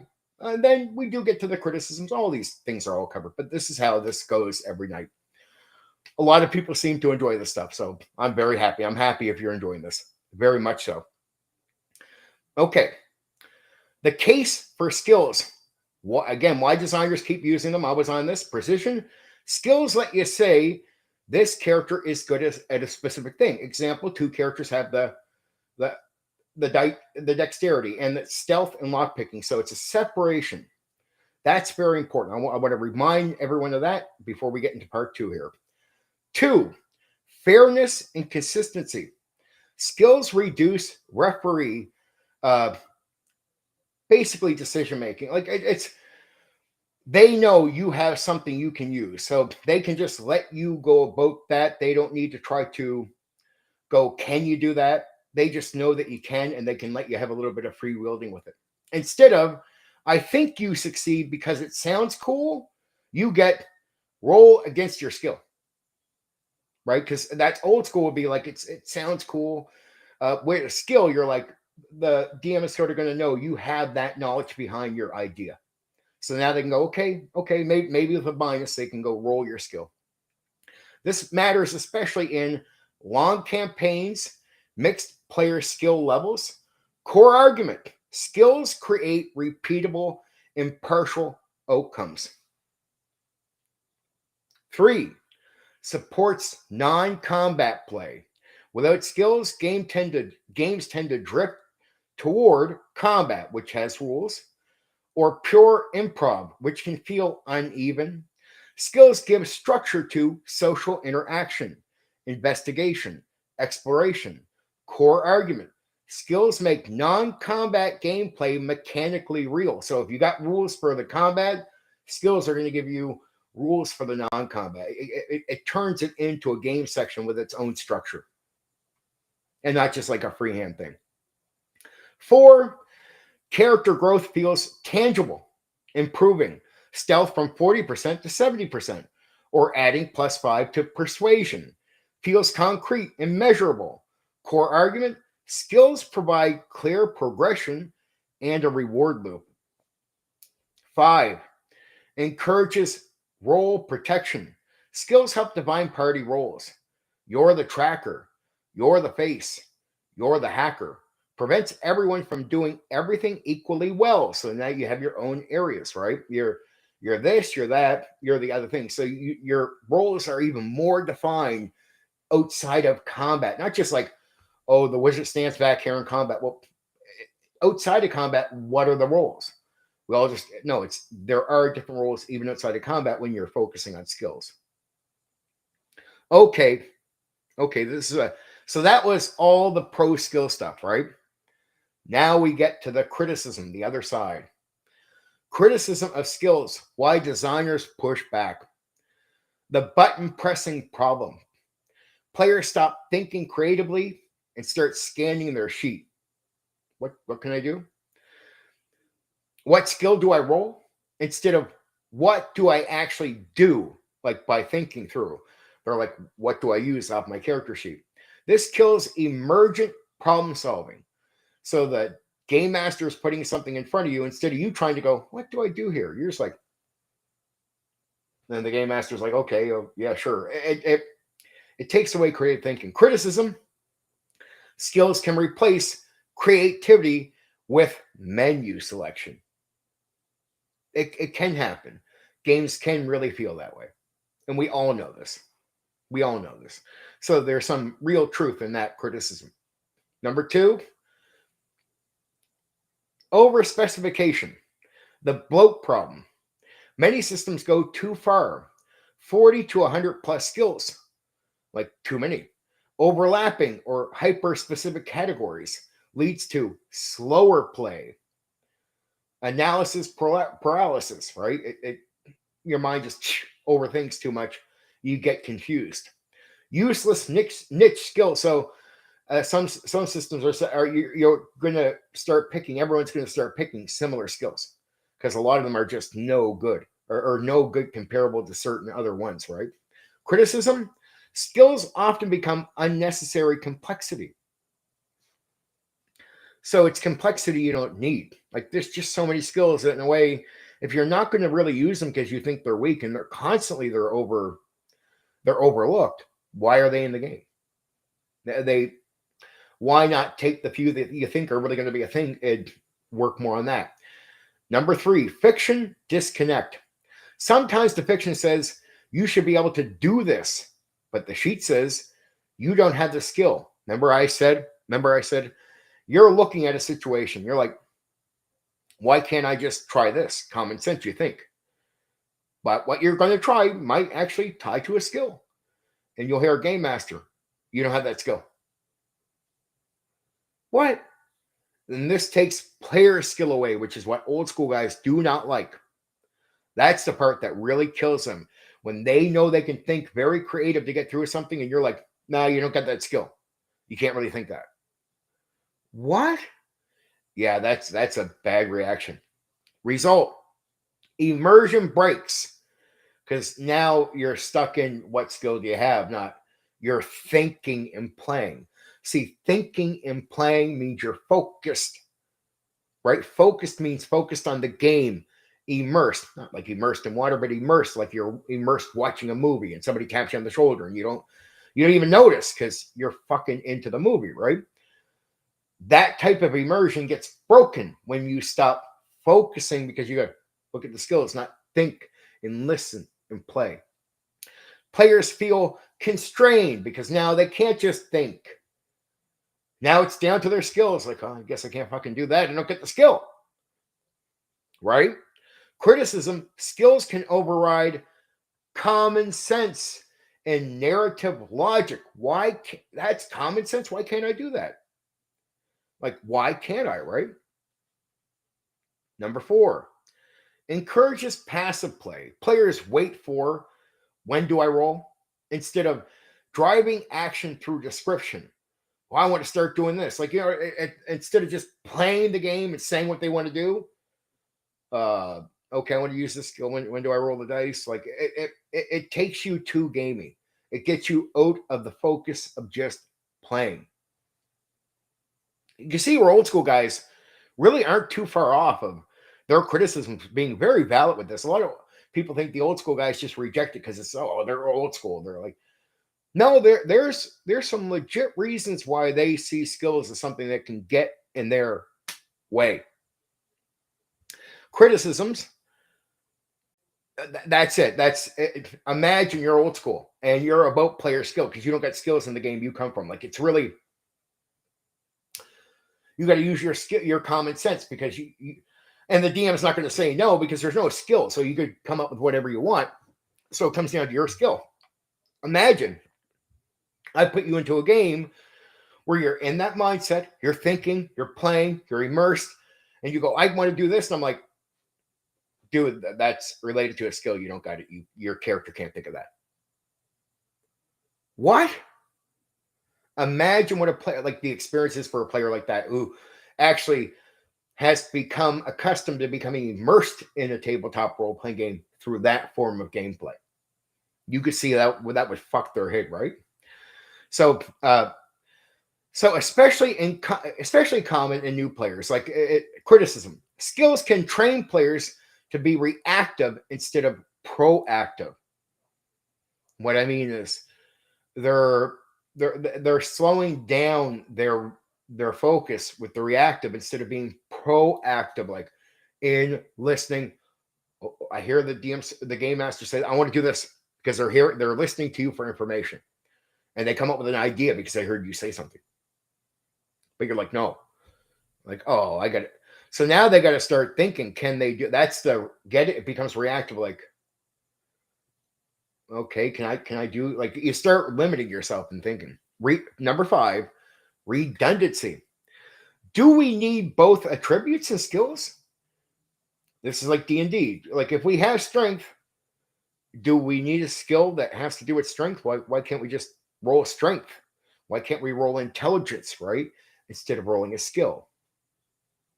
Many systems have strength plus athletics, intelligence plus investigation, often doing overlapping work. Criticism, skills can be mechanically redundant. Like, why not just use intelligence when you're investigating?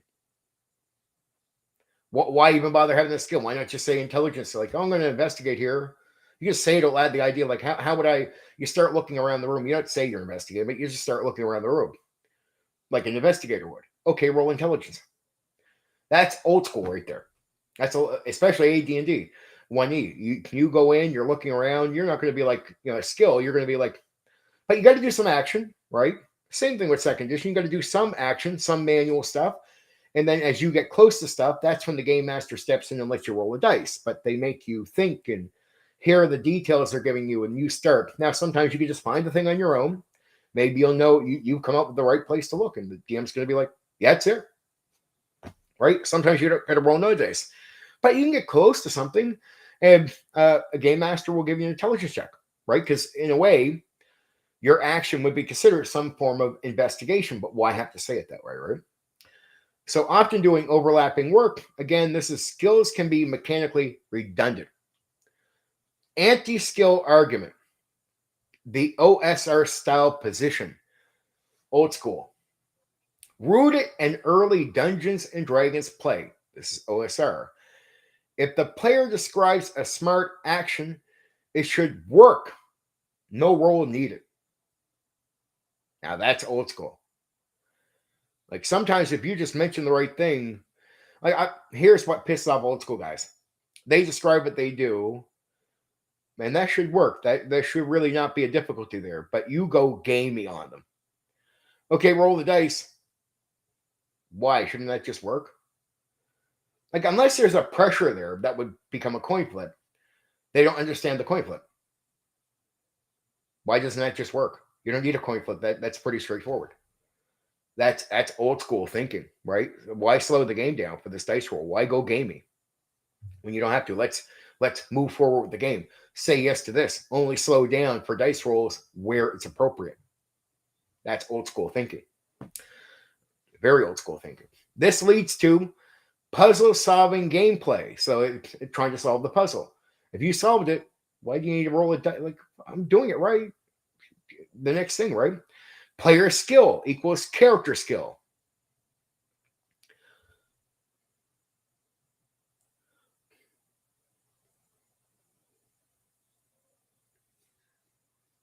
Oh, I get the thief skill stuff. I get there's definitely some areas where skills become important to certain characters. Yes. I'm not making like remember, this is all the stuff I'm covering right now is what designers said, what people said at the time. So I think you definitely have a point. I actually agree with skills. I'm a second edition guy. I like non-weapon proficiencies. I like the thief skills. I like the separation. So miles long, me and you would agree. I'm not the opposite. I've already covered the positives. This is what the really old school guys would argue that skills become not so important. But I get what you're saying. I'm a second edition guy. So skills to me are something valuable. I think they should exist just like you do. I think they have their place, right? But old school guys, to them, player skill is really important. And here's old school right here. Here's an old school mindset. Oh yeah, feel a good idea can benefit dice rolling if even if there's a coin toss. I agree. So what Philo I think is saying is even if there's pressure for a coin toss, a good creative approach should benefit the dice roll, the modifier, the change over. I think that's what you're saying. Player skill. See, old school is this. Player skill is character skill. So whatever the player can think to do, the character can do. So it's player skill. Core belief. This is remember, we're in the anti-argument part of skill. So we did the pro stuff. This is the anti stuff. Core belief. Mechanics should not replace thinking. So what they're saying is it's not, I get where Miles is coming from. Skills can be very important. But what the old school guy is saying is I'm in the middle of a mind game thinking my way through. If I come up with a really great idea of approaching something, but that idea might be tied to a skill and I don't have, my character doesn't have it, I shouldn't be told no. It should be about what I can think of and I can apply to my character.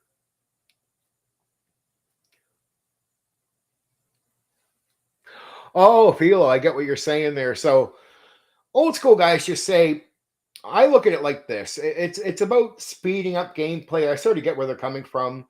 It's yeah, you could argue that even the expert would fail, but they're going to say that look, for the most part, if it's something really obvious that there's no real, it's like sorry, my connection. I see a connection problem. I hope I'm good. I hope we're good here. Take a second, let it blink, blink, blink through.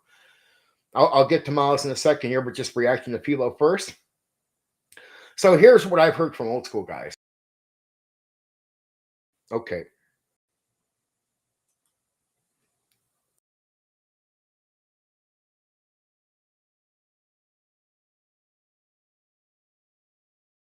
Sorry about that, fellas. Sorry about that. I apologize.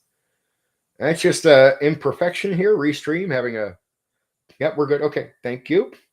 But going back to answering to Philo, because this is important. This is important. Oh man, I've heard this conversation when I was young. I hope I'm back and we're good. Am I good now? Sorry, Philo, because this what you said is so important. I actually made your argument.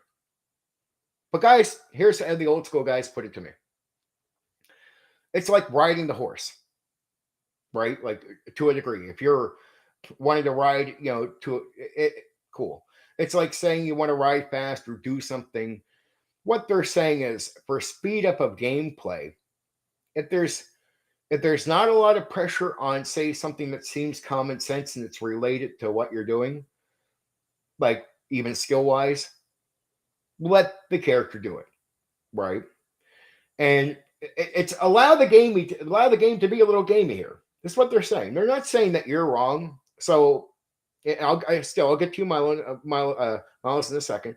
But what they're saying is you're not really wrong. They're not actually arguing that experts, but they're saying the likelihood that an expert fails. It's like I would say it's game mastering. I sort of get where they're coming from. Like I've been game mastering since 1991, and you've heard me say this, Philo. At this stage, I don't really feel like I can screw it up because I've been riding that bicycle for so long. It's either going to be a good session or a really good one, but I don't really have bad nights anymore. Not saying I can't have one. That's the point you're making. And I could. I haven't had one in a long, a long time, right? Feels like a lifetime and a half since I've had anything close to a real bad night on the session, right? So, but I get what you're saying, and that was the mindset I had. But what they're saying is the likelihood that the expert fails is so low that why bother with the dice roll for the game's sake? Why can't we just say yes to that, right? And what they're saying is where there's real pressure, okay, fine, dice roll, right? That's the argument they'll make to you. So you can take that for what it is. Maybe over time, I started to agree with that. Okay, let me read. A good example is the driving skill in Cyberpunk 2020. You don't roll driving when going to buy groceries, but when the car chase, driving rolls might be required for a minute. That's sort of what they're saying. If they're saying they're performing a skill and this is the argument they make, feel if there's no pressure, like why even bother with the dice roll? When the pressure comes, that's when the dice roll is required, right? That's a good one. Now to Milo. Sorry, Milo, for taking or Miles. Sorry, I say Milo. What am I saying? Miles for a second here. So if I'm a wizard and use acid splash, is that advantage? So if I am a wizard and use acid splash to remove the lock, I get advantage to that. This still removes agency from the thief for the rogue. Or reality, it's like things like that. Like it's just like say there's a limited amount of your uses. So say you're in a place where there is the thief. Well, you could get the thief to do the thing because there might be 20 locks in the building he has to deal with. How many times can you do the certain move, right? Maybe you can make it convenient, take care of one. Maybe you don't have the thief that night. Okay. Then that becomes a useful thing. Does it take away from the need for a thief? Well, here's what I would ask, Miles. Here's my only argument to that. Is that a game flaw? I want you to think about that. Is that a game flaw? What do you think? Do you think that the game shouldn't be designed where you have that option? If you want to make sure the thief is credible to the game? So at that stage, would you be saying, should you allow the person to use it? Or should the game designer have made a game where that's not something that would replace the thief? Think about that, Moss. Just consider that. Maybe that's a game flaw rather than why let the player do this with the wizard. I'm like, if you feel that way, why would the game even allow that option, right? Just think about that. Okay, I only got a few parts left, but I hope I sort of made the point there. I don't disagree, Miles, with your common sense on this. You're right on the money, right? Doesn't this make it redundant? Well, then I look at how many times you can do it to see if is there a limited amount of times you can do it. Well, okay, maybe you can deal with one lock. And maybe in the long run, that no longer makes the thief redundant because the thief might let you take care of one lock, but there could be three more, right? So the thief still becomes valuable in that circumstance. Maybe you could do it more than once and you take care of the three locks and the thief doesn't have to. But then the thief got to look at it. Is the thief only there to pick a lock? Think about that too. Thieves can do a lot of things. You know what? I found it funny. One of the first players I recruited was an older guy. He was a military guy. And he's going to play a character. And he's like, he's playing a thief. He's like, Steven. Like what? I want to play a thief that doesn't know how to pick locks. I'm like, are you serious? He's like, yeah. I said, are you fucking with the other people? He said, well, part of it will feel that way. But I want to play a thief without lock picks, without being able to pick locks. So like a petty thief that can't just like break into us. Yeah. But then it comes down to play. See, old school comes down to player creativity. So is there a lot more the rogue can do, the thief can do, than just pick locks? Something to think about. Well, fair enough. It's to me, it's just old school. To me, it's a gameplay term. I get what you're saying there, Philo. To me, it's just it's a way of saying rogue, thief. I'll use a variety of terms. As long as we know what we're talking about, that's what really matters to me. It's just accidental. I'm old school, so language carries with me. And when I talk to certain people, it depends on who I'm talking to. To this guy over here, it's a thief. To that guy over there, it's rogue, right? Modern times, modern audience, but I'm talking to mostly an old audience. But I get what you're saying. But at the same time, it depends on the way you want to see it too. But I agree with you. Not all rogues are thieves, petty thieves. They can be spies. So I don't disagree that rogue is a better use of language. Old school guys will actually argue with you. They argue with me over this. So I'm more on your side on the language use. But understand, I talk to a lot of old guys that use that. So if you hear me slipping with the thief thing, or if you got to understand, I'm talking about a story where a guy is actually going to play what we call a thief in the game. So my story is a guy asking me using the language. So I'm reflecting the story back to you, but I get what you're saying. I do actually agree with you. Scouts, yeah, spies, all kinds. So me and you don't have a harsh disagreement there. Just understand, like that story is me running an old school game where the character is titled thief, right? But I get what you're saying. I do. No. I actually think that's important. That's really important. Like I'm genuinely, I mean that. These conversations about this stuff is really important. You don't derail nothing, right? Remember, this is casual night too. And even off casual night, I don't care. I want to have conversations. And these things have been stated since the old school. Like I've been saying rogue might be the better use, like back in 95. Oh, well, see, that's where typed words. I talk to nerds, my friend. You get what I'm saying? So when nerds bring this stuff up, a lot of our fellow nerds, you know this as well as I do, Philo, they can be dead serious. So when I don't see like a laugh out loud or something communicating that you're being funny, you might be being a nerd, like just classic pick at nerd, very serious on language. Some nerds probably even read that and went, well, fuck you. No, it's a fucking thief. I'm serious because I don't see the laugh out loud. So I get that you're being funny now that you pointed out, though. Cool. We're good. Okay. Defensive skills. The simulation modern design stance. The character is not the player. A shy player should still be able to play a charismatic diplomat, a master thief. Core belief. Mechanics enable the players to play beyond their real life abilities. And the modern audience, I don't always think blue-haired people, because I've met a lot of 5e people. When you describe them as tourists or something, a lot of them are just more normal people than you think. That's very true. I think actually Hollywood, when it says there's a modern audience, I'm like, there is, but you're actually not talking to them. I don't think you are. I think you're talking to a minority in the audience. You got it. You got it right there. You got it right there. Scouts can be not trackers. They can be in there just to get other information, for other reasons, for very woo, woo. The modern middle ground. Most modern systems don't fully reject skills, they reshape them. I'm almost at rate at the end of this, so don't worry, guys. Yes.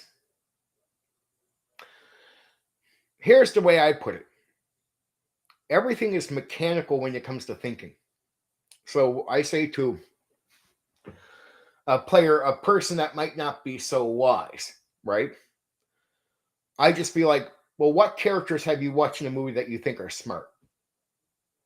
They'd be like, this kind of character, this kind of character. So I'd be like, do me a favor. When you start playing this wizard, I want you to try to think like that guy.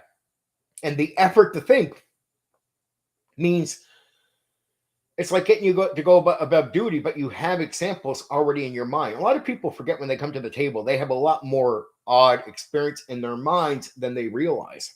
How can an uncharismatic person play a charismatic person? Like a confident person? I think mechanically they can. Oh, Craig, you're an intelligent guy. Shut up. I love you though. I'm that's joke, but the shut up part. I love you. Craig's fucking super fucking intelligent. But can you play a charismatic person if you're not charismatic? Well, okay, fair enough. You're not charismatic, but you know the characters you think are charismatic. Well, can you at least mechanically copy them? You can.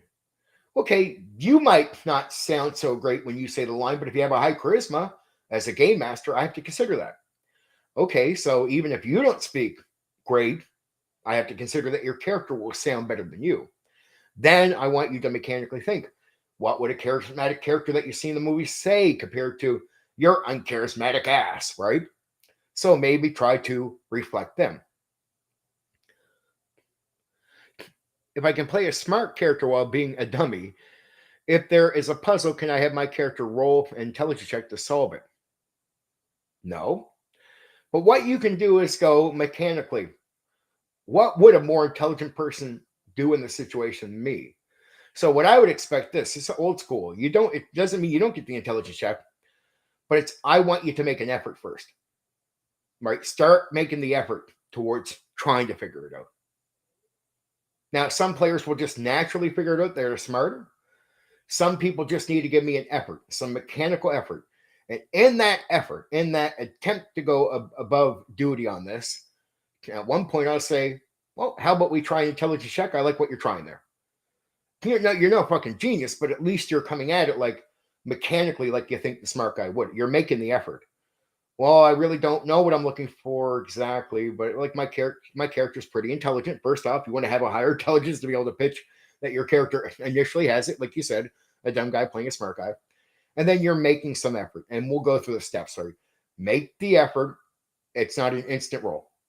So it's effort and then roll. Some guys don't need the dice roll. They'll figure it out. They're smarter players playing a smarter character, right? What about smart players playing dumb characters? That can be challenging too. Ironically. And I've seen that. I've seen smart guys have a hard time playing dumb guys. That is fucking hilarious. You might not think that's an actual issue. I swear to fuck that. I've seen smart guys genuinely have an issue playing dumb. But I got to go. It's like, well, what dumb characters do you know? And it's almost you go back to that same thing. Can you get mechanical for me and make an effort?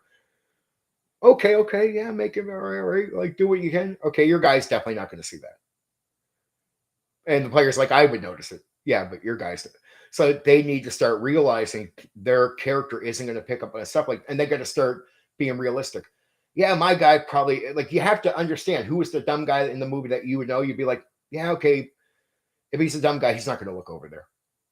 So as a player, I expect you mechanically to that guy would not go look over there. Right. So yeah, you can pull it off without instant replacement. It's just a little, hey. So I always tell people from their experience in life and what they see, just because you're not charismatic or you're not super intelligent doesn't mean you haven't seen people that give you examples of what super intelligent people would do. Like he would walk over there. You might not exactly get why, but it's like, okay, I'll walk my character over there just like a smart guy would. I'll start looking through this. I'll move things. Okay, you don't exactly know what you're doing, That's when I see the effort you're making. And as a DM, I assist you. That's when we get to the intelligence check. Do you lazily get to the intelligence check? No way. No way. Now, that's how I approach it, Miles, to solve the issue you're talking about. So I've confronted these questions for decades. So that's even in the late 80s before I started DMing. They were already talking about this stuff. So I already had methods for going in. And then I realized my first DM told me about the whole concept of you already having some life experience before you get to the table. He says, you've seen cartoons, right? Yeah. Do you know what characters are smart and dumb in the, even if you're not, say that, or cares? Yeah, I sort of, who I believe is that. Yeah. Well, then you already got examples, life examples that you can take from. You just don't, you have to think about it. You have to be reminded that you had that coming to the table, right?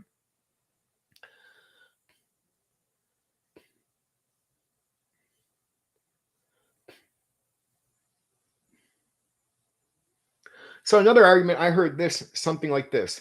We don't let strength dependent challenges be solved by the player have to do some strength feed. We let him roll to solve the situation. Well, if it's something straightforward, that can be rolled, yeah. See, it depends on what it's meant to be. So, is there an issue there? Like, it's okay, he's going to grab this. Yeah, it's all right. That's a roll. But there's no harm. It's less of challenging the mind in that way. So, the trigger effect to get you to get the dice roll isn't so required. It's common sense. Yeah, okay, do the thing, get the dice roll. That's where you meet in the middle. But all these questions and challenges to how we look at these games have just been there forever. That's why instead of like D&D really creates a lot of these arguments and questions and debates. Most games don't, because a lot of games are raw. So they just say they sidestep this whole conversation. So like Rollmaster would be a great example, Philo. You know what I'm talking about. It just says no, rules is written. What about this? Just shut the fuck up. This is how the game goes. Okay. That's it. Solves that issue right there. Squashes it.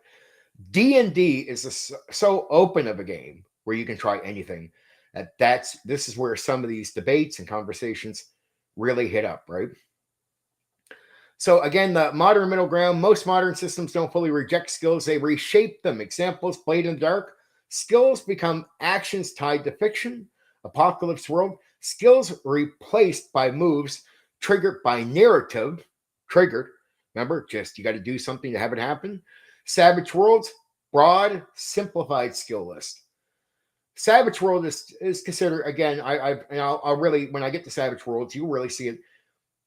Compared to a lot, there's a lot less complaints about Savage World. So as far as skills go.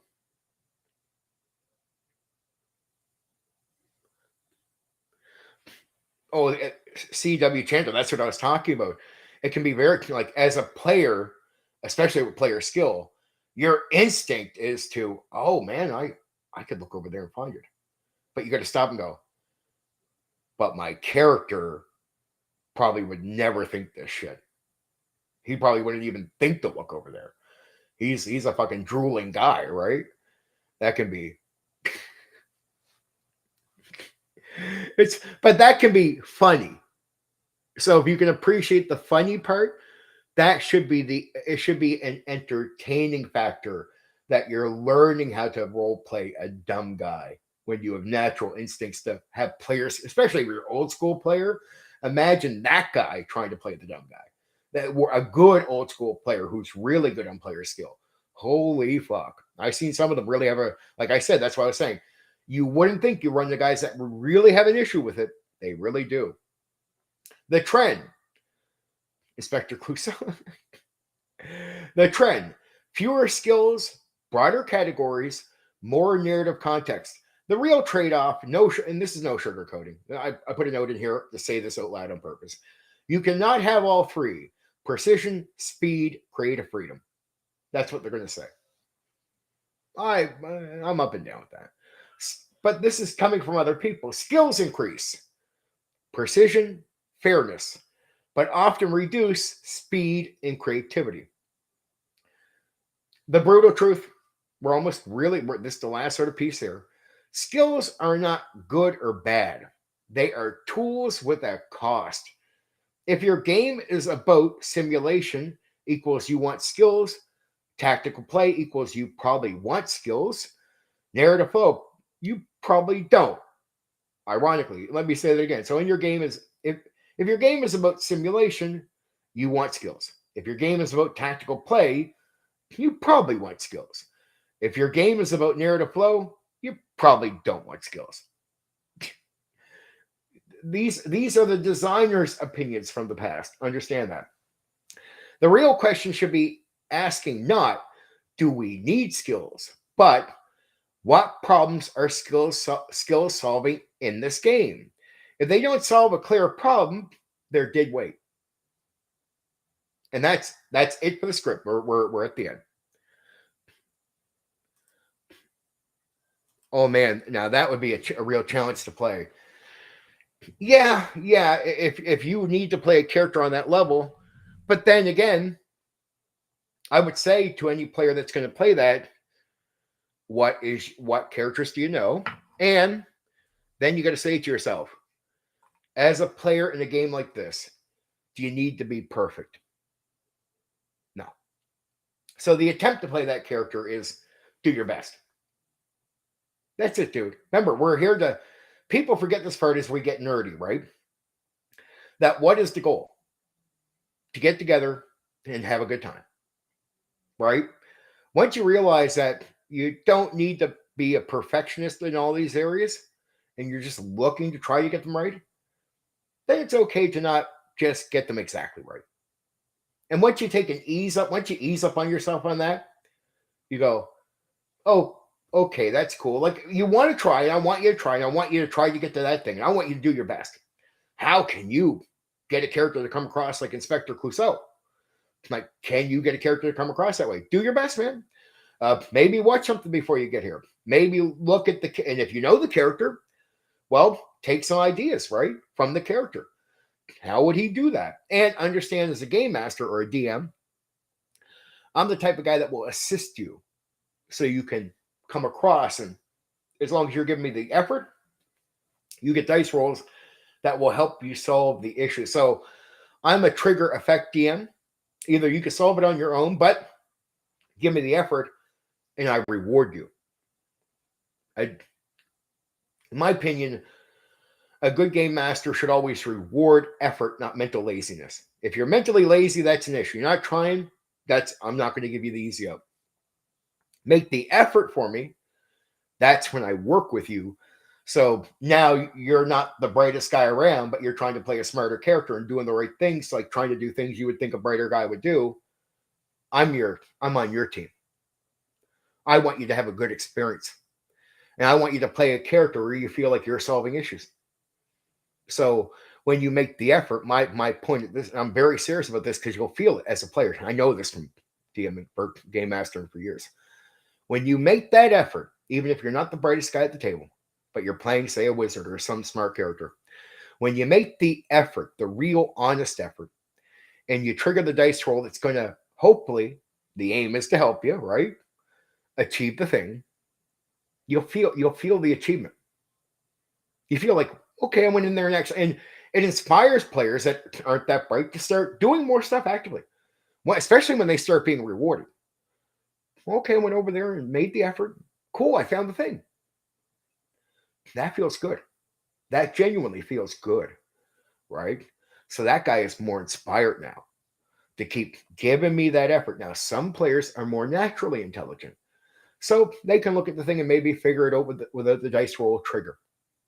That's okay. That's me getting to know my players. I need to understand you. That's my job as a game master, right? To understand the players at my table. That guy, but even at times, we all have an off night. So even the smartest guy at the table can be having a hard time figuring out what's going on, like just having a slow night. That can happen too. We got to forget you're not just all the time in performance mode perfect. So even the intelligence guy can just have an off night where he's like, you know what, I'm having an off night, but I'll definitely go over there and look and try. But then he triggers the dice roll. So he's like, I know I'm in Steven's game. Even if I'm having an off night, as long as I make the fucking effort in his game, He's not a guy who's going to leave me out in the ditch, right? He's going to give me the trigger thing, right? So I can have an off night with Steven as long as I try, as long as I make that effort. Steven will appreciate that I'm not being lazy in this game. And that's what I just always want players to try. It's all these reasons to achieve that. Craig, there have been sightings of Super Grover and Hill Street Blue games.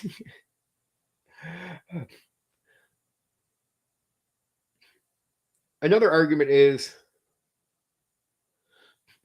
player progress. People like to see progress numbers increase, and better at something always gives a good feeling and reward. It really is. It really is. That's a genuine thing, Philo.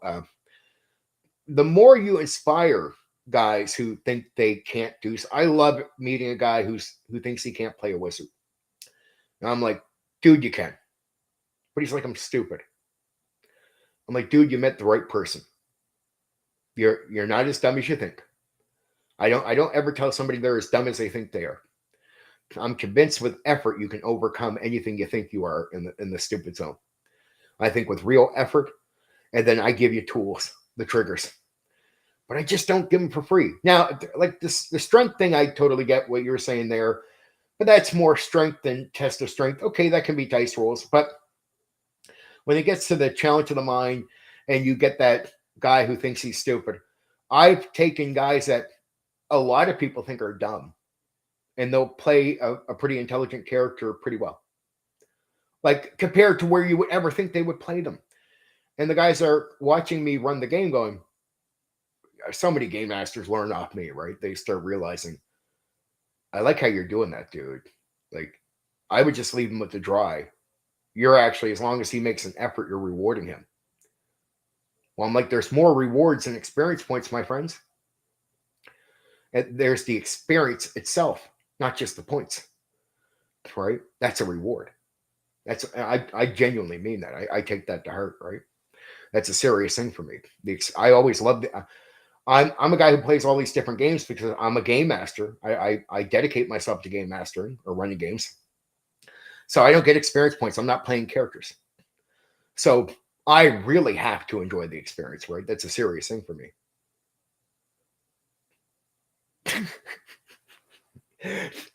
Just good sarcasm. And here comes back with the CW chanter. Hey, wait a second.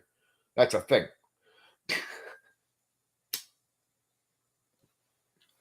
So now, Craig, I told you, this topic would be more interesting than probably a lot of people thought it would have been. It's developed a lot of conversation. We've had guys bringing up good old school argument stuff I just haven't heard people talk about for years, and little things, and me being able to tell them where I game master. I got a lot out of this. We're a little over 2 hours. Great casual talk. I love you fucking guys. Really, I appreciate CW, Philo as always. Miles, I love the fact that you popped in and got some good stuff in there. I appreciate that too.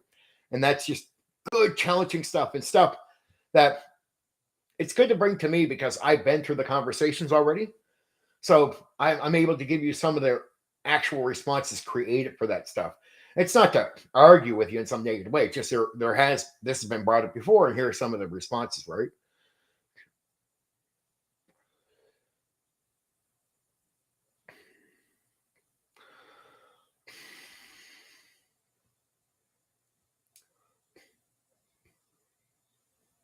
Okay.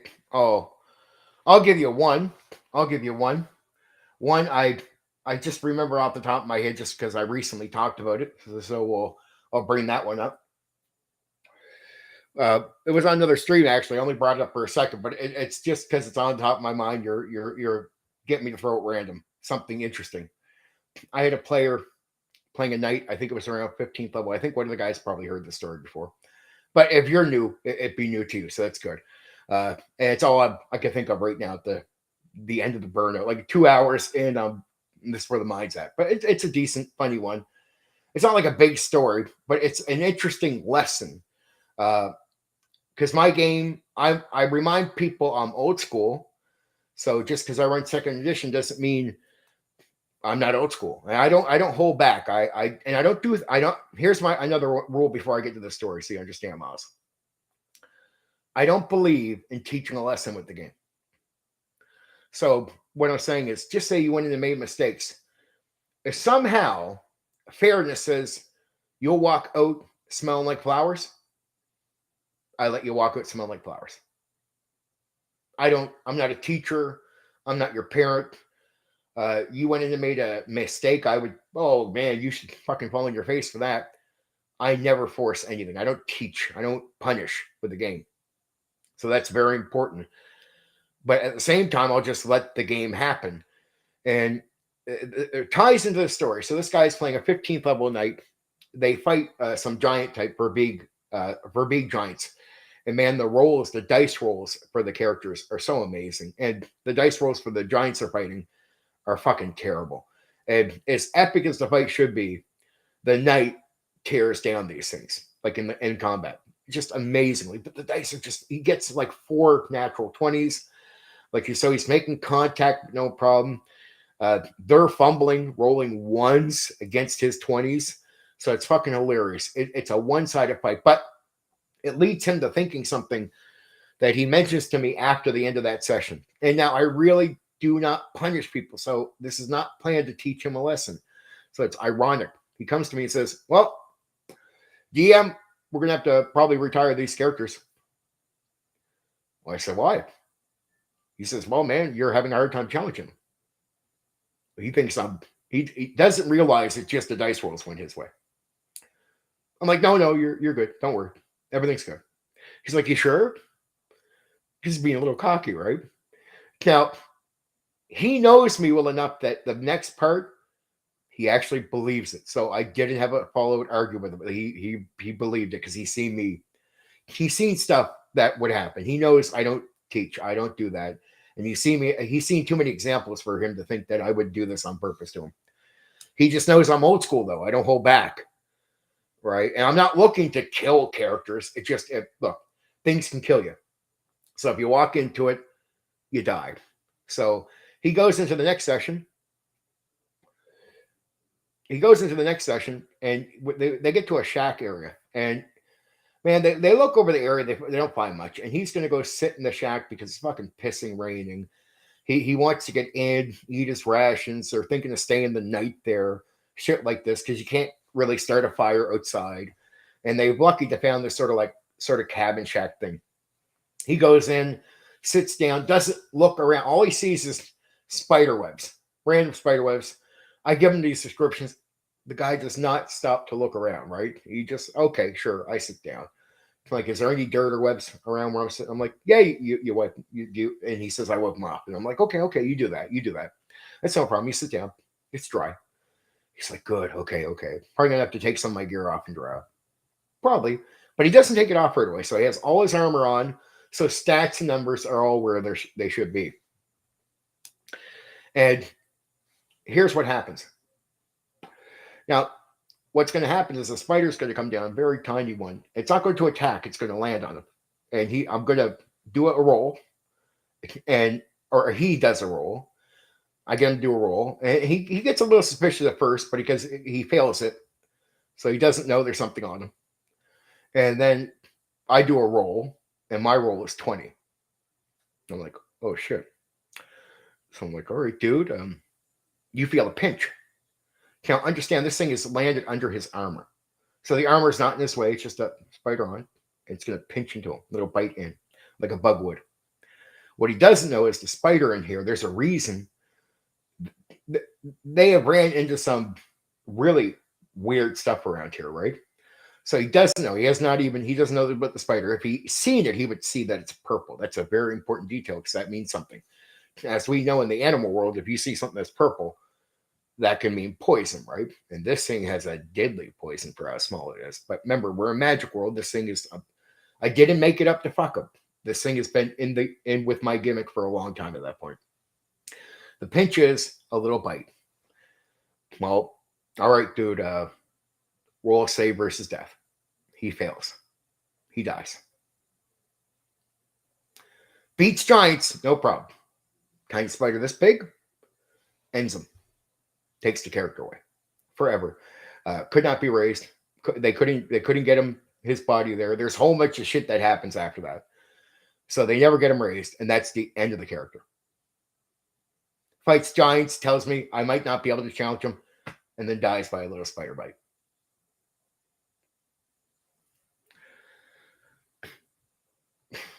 Just saying. That was an interesting experience. And I just one I talked about recently, so I can remember just at the end of this. A little tired out here, but I can remember that one. I have other interesting stories that are just crazy, just right now. I have, you want to know what? I'll do one of these nights, or I'll purposely do this for you guys if you actually are interested in like DM stories. I get shitloads of them that I can sort of, put together, especially if I come in fresh and we're just going to talk about my DMing experience. Oh shit, like if I start a night hot, but here's what you don't know, because you don't know my day today. I slept for about an hour. Now, some of the guys here will know that I just stay up and deal with some shit, right? After staying up all night and dealing with some accusations, but be showing I'm innocent, we get past that. But I never got no sleep, probably like an hour. So I came into this on an hour of sleep, and I've been energized by monsters, which I've been drinking all day instead of coffee to keep me going.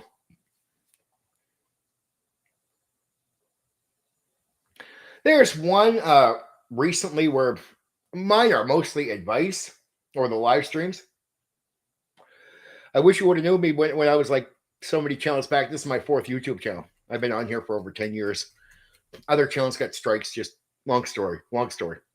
They're gone. But I used to, you can ask Dungeon Minister would know. He liked a lot of my ideas too. And I would put ideas out and then my stories at the same time, my experiences.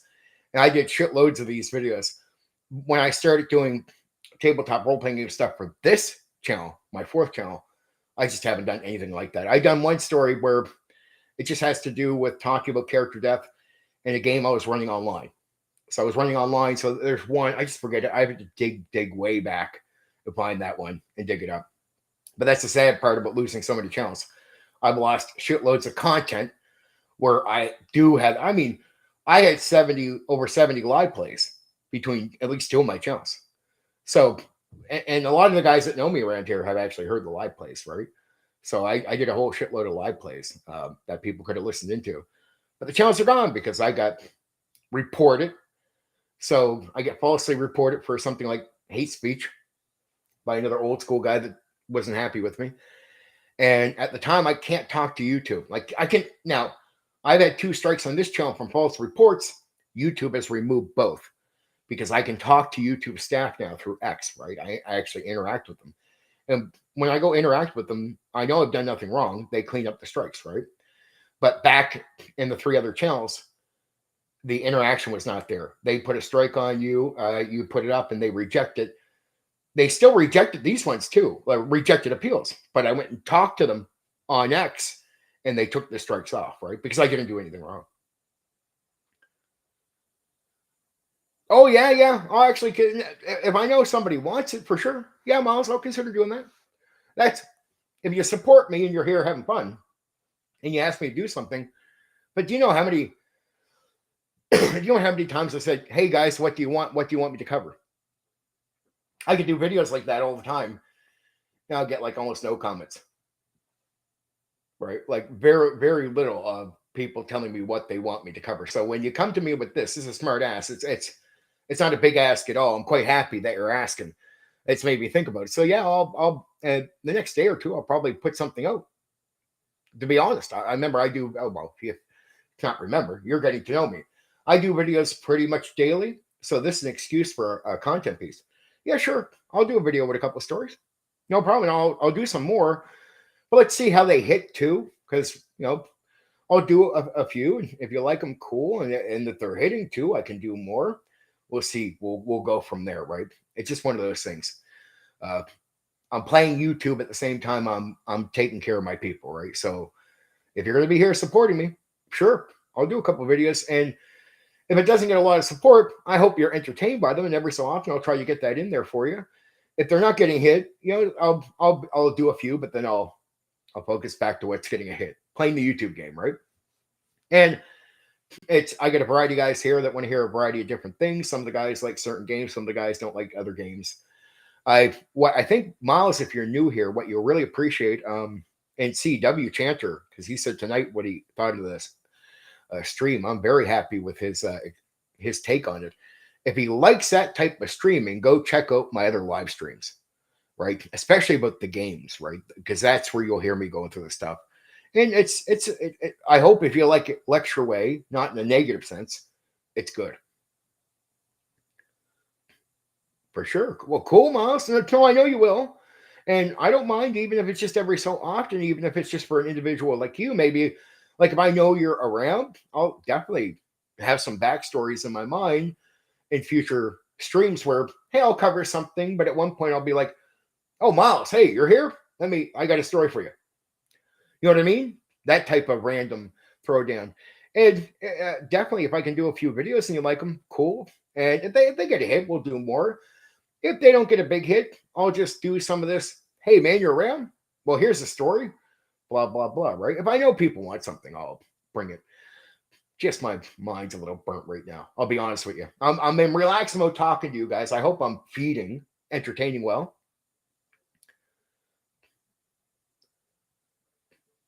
Yeah, yeah. Just you want to know what I love as a game master?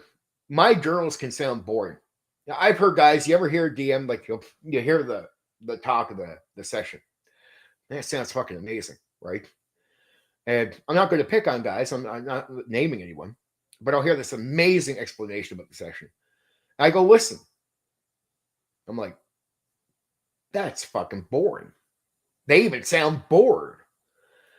I like for all the excitement to happen at the session, so much excitement that by the end of the session, and my players always say this, it's the journal's like, yeah, we did this, and it will almost sound like pretty plain Jane. But if you went and listened to my session, that's where the excitement really is, not in the explanation in the session. And I always find when you have a good night, you might find yourself, it might take you a day or so to even write out a big story on that one because I love spending my energy at a game or even on here, spending my energy doing this for you guys. I hope sitting on my ass has been still entertaining, right? Like I'd like to be up and go. But hey, we're sitting down tonight. I hope I still been good and you guys have enjoyed. So I don't want to just cut it off instantly, but I'm here for a few more minutes, maybe, of one more of these because I need one more of these. Sorry, I'm a smoker, but what I try to do, say on the here's what you guys will like. I don't smoke these. I smoke it at casual time. So in the first 10 minutes, I always do 10 minutes early to let people get in because a lot of times when I start on time and I go right into a topic, people come a little like 10 minutes in. I'm like, oh shit, because I've already started, right? And it's like shit. So I started doing this routine of 10 minutes early, which is start at 10, even though it's 8 o'clock, it is considered, I still consider it the start of the actual stream. I start live at 10 to 8, right? And that's to give you guys time to just get in, relax, sit down, get ready so you're here on time for the start of whatever I'm covering. In that 10 minutes, I'll have a smoke. That's casual time. When I start into the topic, like tonight, I only had maybe one like through the thing, right? But on other nights, like Oda Order or my main one, I don't smoke these at all. I don't smoke at all when I do those. I did early on in some of the earlier streams I was doing, but I stopped doing that. I realized I didn't like it. I watch back my stream and go, shit, I don't like smoking while I'm covering it. But on casual night, I give myself a break, right? But on the out of orders and my main one, I know now when I go into topic, no, none of these. After the topic, I'll have one.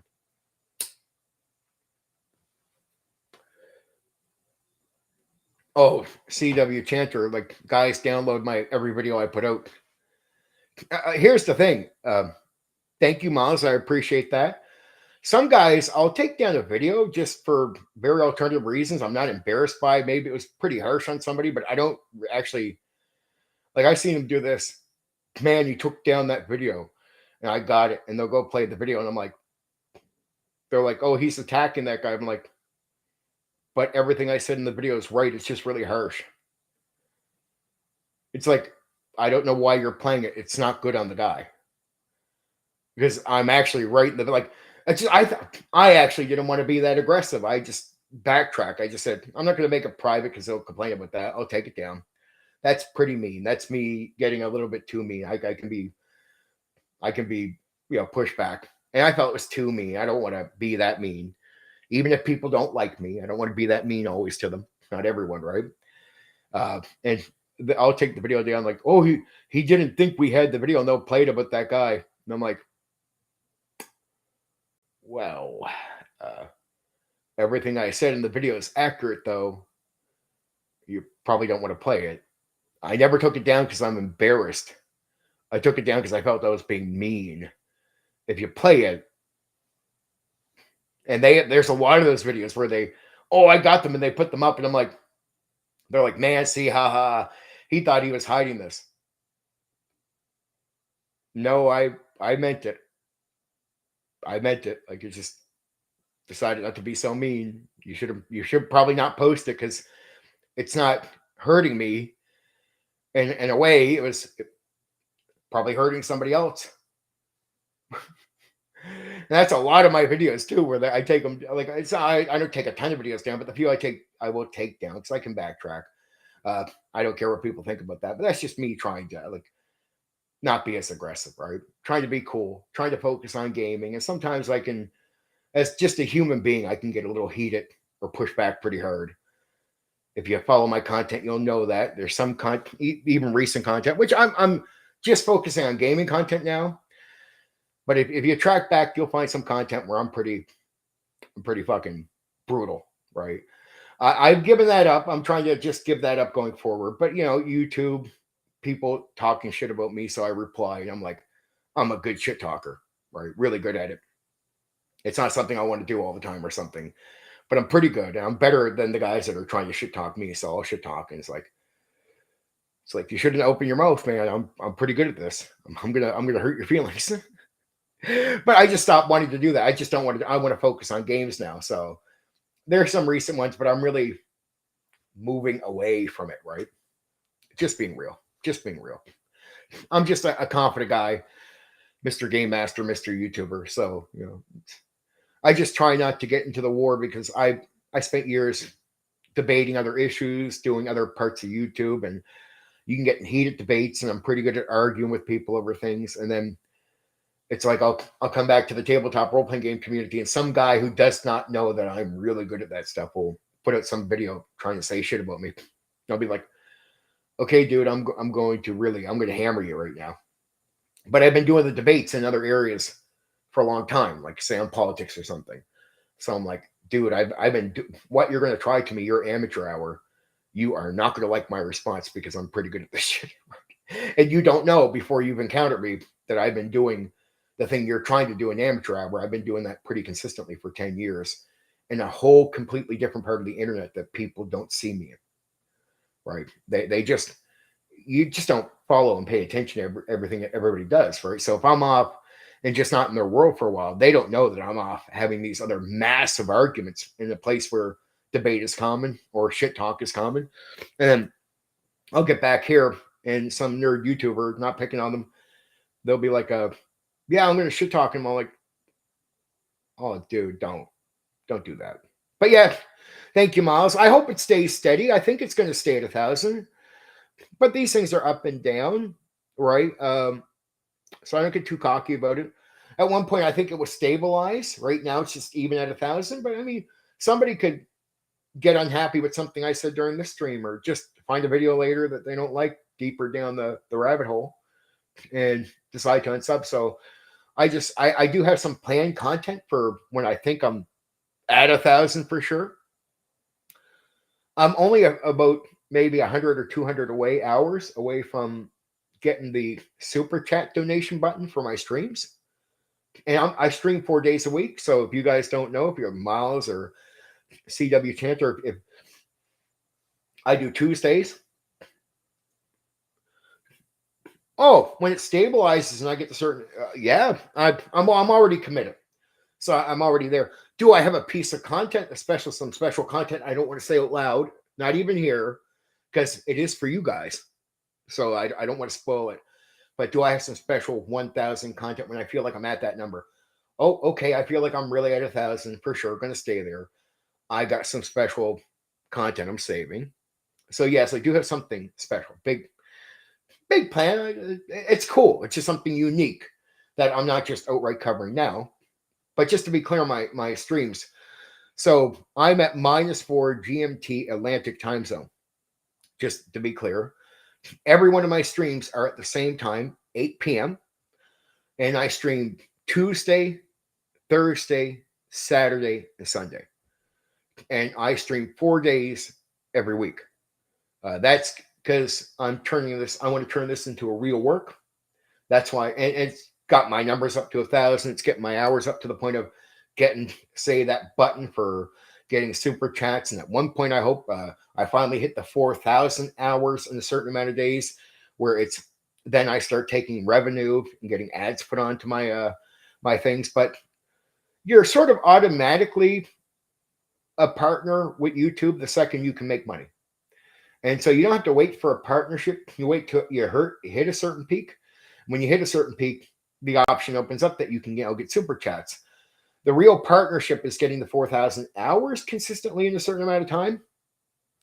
And so I started streaming heavy this year for the first time in this way.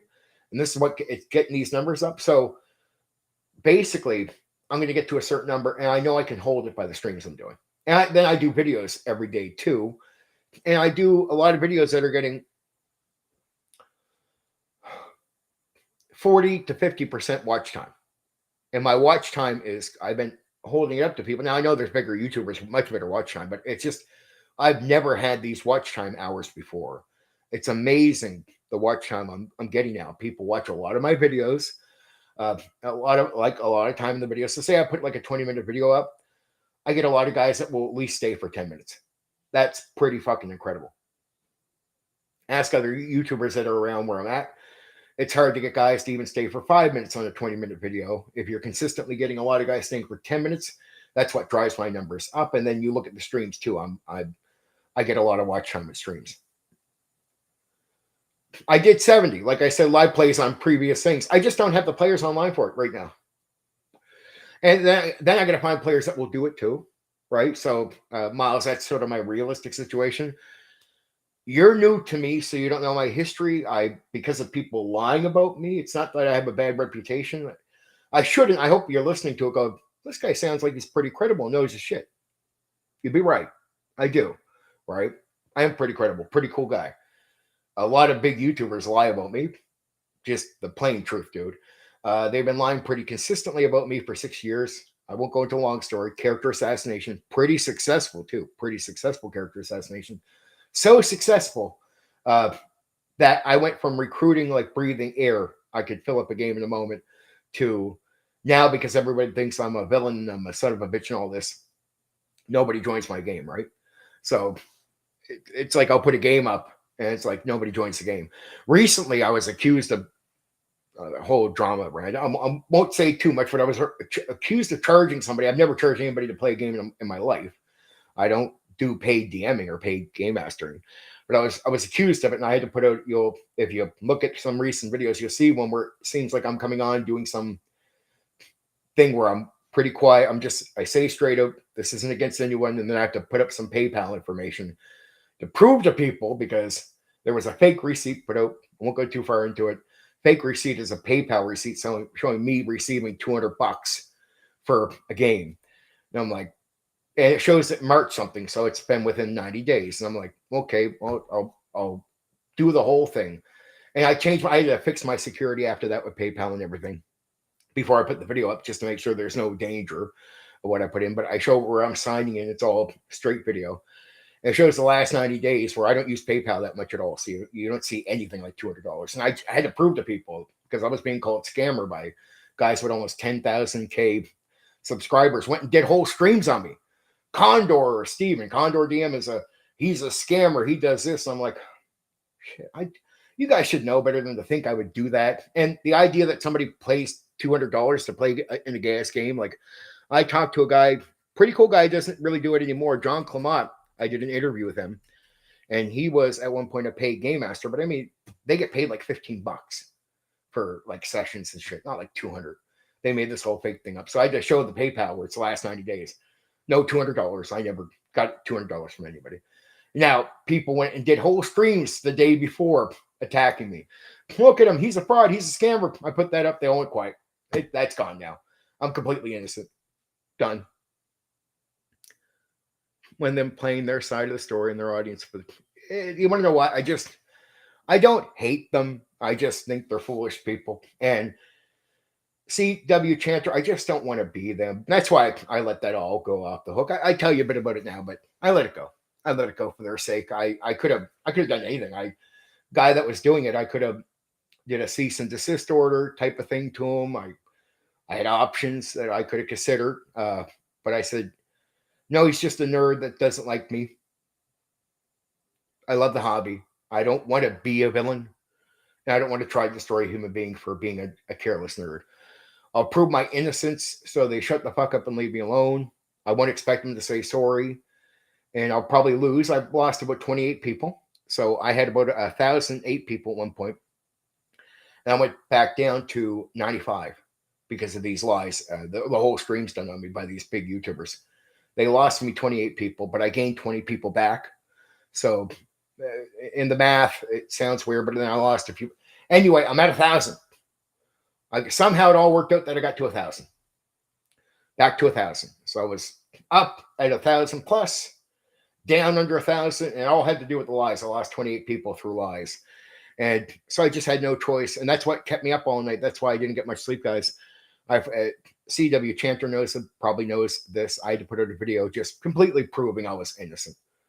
Just saying, like, here, I really, like, look, I'll show it to you in a way that you can't deny. It's no cut footage. It's all just raw footage of the PayPal thing. And showing the last 90 days, the whole history of my thing. And there's no $200. And you can't just hide that when you're doing live video with that. So basically what I said before they seen the footage, I'm like, well, if I'm lying, well, I'm gonna fucking screw myself here with this footage. You'll see $200 that I received somewhere, but there was none. So I'm completely innocent. But they're all just acting like they did nothing. But that's okay. They're all acting like I'm still actually guilty. I'm serious to fuck. I put that video, completely proves I'm innocent. Guys are still talking like, but I'm like, just be real with you guys. I'm just letting it go. And I just figured that at that audience, you want to know what? Here's what I figured. Because it seems so unrealistic that somebody would even pay $200 to play a game that I was like, if you believe it, if you really buy that so easily, you probably already don't like me. I mean, just think about $200 to play a session. Just, no, it's bullshit. So I was like, nobody would pay $200 to play a session. Like, everybody should have known there was something up with that. And to get an image, see, they all accused me off an image. I'm like, people can edit an image, guys. Why wouldn't you make sure you had real evidence? But whatever. They had an image, and that image was what they did entire streams. And these are guys with almost 10K subs did streams, just brutalizing me, right? And everyone in their audience, oh, Condor did this, yeah, everyone bought it because these guys have influence. And then I put that video, and they're all quiet. Again, some of them are even talking like I'm still guilty, but I'm just like, I see it. People are showing it to me. I'm like, yeah, I'm not going to react. I'm snipping it at the end here. But it's like, I'm just telling you, I'm not doing anything about it. It's fine. I don't care. I'm not mentioning any names. I'm not going to bring up any names from anyone. I'm just going to leave it alone. Move on. Right? It's the best I can do. And, I can bitch and whine, but it's already done. So I can spend my time bitching and whining or just do what I do, which is get back to work and work hard and earn it. And so what if I take a little short-term heat? I think long-term, in a long-term game. So I'm like, yeah, my reputation might take a bit of a hit. That will recover. And I look at the long. I don't get bothered by short-term shit because I've been going through the attacks and lies for like 6 straight years. So I'm so used to it that I'm just like, you know what? I'm just a hardworking guy. Why bother? Like, I can talk about it like this in a haha way, but I'm back here tonight. I'm tired, but I would hope you guys felt that I was really positive and I had a good time talking to all of you about the skills. I really did. It's a very enjoyable fucking stream for me. I'm really fucking happy you guys showed up here and chatted with me. It's been fucking awesome. bringing up things I haven't heard for years, fucking just nostalgia, fucking for me for a lot of the stuff, right? Because I've had a lot of these conversations, but it's great. I love guys like Miles that are new to some of the stuff because it means I have some credible, not counters or trying to, bring his argument down, but just, hey, here's some thought Miles have. And I'm like, yeah, we've been through these conversations and here's some actual stuff people brought up and here's ways I deal with it. So I have some effective things to say back, say to you, CW Chanter, say to Craig, anybody who talks to me. Craig is just a fucking super intelligent guy. He shows up because he knows if he can add something in, especially tonight was just more for him. I hope he knows it was just other nights he helps me out when he can. Other nights I just want Craig to sit back and enjoy this. Because I get some young guys here, but I get a lot of older guys. I have a lot of older guys in my audience where I understand they're not going to be as lively chatting, but they want to watch. So I just tell them, like, are you painting miniatures or you're sitting back, having your coffee? Don't worry what it do. I started my stream, like this stream, the recent challenge, people just would laugh, but I don't care. I start off with no audience. Like if you go back to my early streams, I'm like that night, there's nobody watching. Now I just know people are going to watch later and I'm a confident, entertaining guy. So I'll just get on and talk, right? I built the audience up slowly through that. But I get on. I know also I get older guys where I'm like, some nights I would imagine if you guys aren't around, I'll have a few older guys here watching me and I'll just talk. And they don't got to chat at all. I don't got to see nothing up in chat.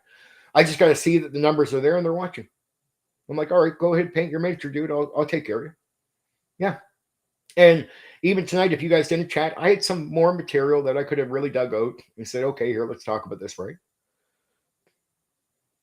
Oh, that's exactly what I'm here for, dude. I like it. I appreciate, Miles, you taking part tonight. You felt like I probably hit on a few things that you felt like you wanted to say something to.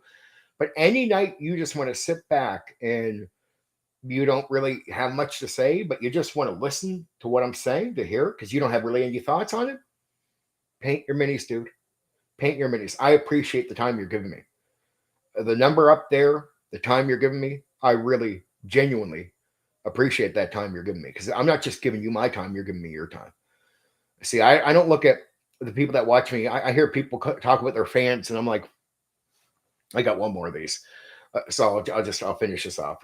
I got more put away, but I got one more over here. So, but this is really important to me because I hear so many guys talk about fans and stuff like this. My fans, I'm like, I just don't buy that. I have fans. The way I look at you guys are fellow players, fellow gamers, and you appreciate what I do. So I call you my people, because a fan is a fanatic. And I really don't buy that anybody's a fanatic over me, nor would I really, in a way, I don't want that. I want fellow gamers that enjoy me as a fellow gamer. That maybe I'm the game master entertaining you, but maybe either way, I'm entertaining you and you enjoy that and you're good with it. But I don't look at you as like some fanatic over me. So that's what a fan is. That's why you'll hear me describe you and others as my people. Because that's just me saying my fellow gamers, right? That's my take on the whole thing. And it's a respect I have for you and your time, right?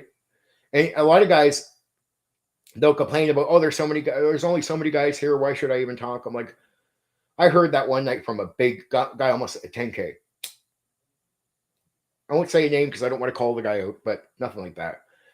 But he only had a few people, like 5, 6 people. Thank you, CW, very much for that time. I appreciate it very much. So you go ahead, go rest. I'm glad you had a good time. And go check out some of those other streams when you got time to. Cool. But yeah, I heard this guy say there's only 5 or 6 people watching him. I'm like, dude, how disrespectful is that to the 5 or 6 people watching you? Like, there's only 5 or 6 people watching me here. It's like just a game night. Or like, why does it matter? Why should I even stream? I'm like, if I got 2 people watching me, I feel like I got to work. If I got 1 person watching me, I got to work. Because there's a guy there giving me his time. It's like, holy fuck, dude. Holy fuck. Like, I got to work for that guy. Like, I got to show him how much I appreciate that. Right? And what I hope is, by me caring about each person, is that lets other people see that I give a shit, right? And so I don't care if 2 people show up that night. I'm working for you. I'm happy you're here. I would never ever have the. I don't care if I get a couple hundred one night and then boom. I had 7 for a bit. I thank you, Chris G. Welcome, new guy. I had 7 for a bit. I think I had 8. I have a few numbers. I had a few nights where I've hit actually quite a few. I was surprised. Like one night, my interviews. If any of you guys ever see my interviews, the night I had Max Liao, but Max Liao is a bigger YouTuber. Fucking, that was a fucking beautiful interview. I think we had maybe at one point, I think maybe around like 20 consistent viewers for a good bit of time. And for me, that's really good. And that's another thing is if you guys have not seen my interviews, I get a lot of praise for that. Now, it's all about spotlighting the guys that are on, right? But I get a lot of praise for my interviews because, well, here's my effort at interviewing.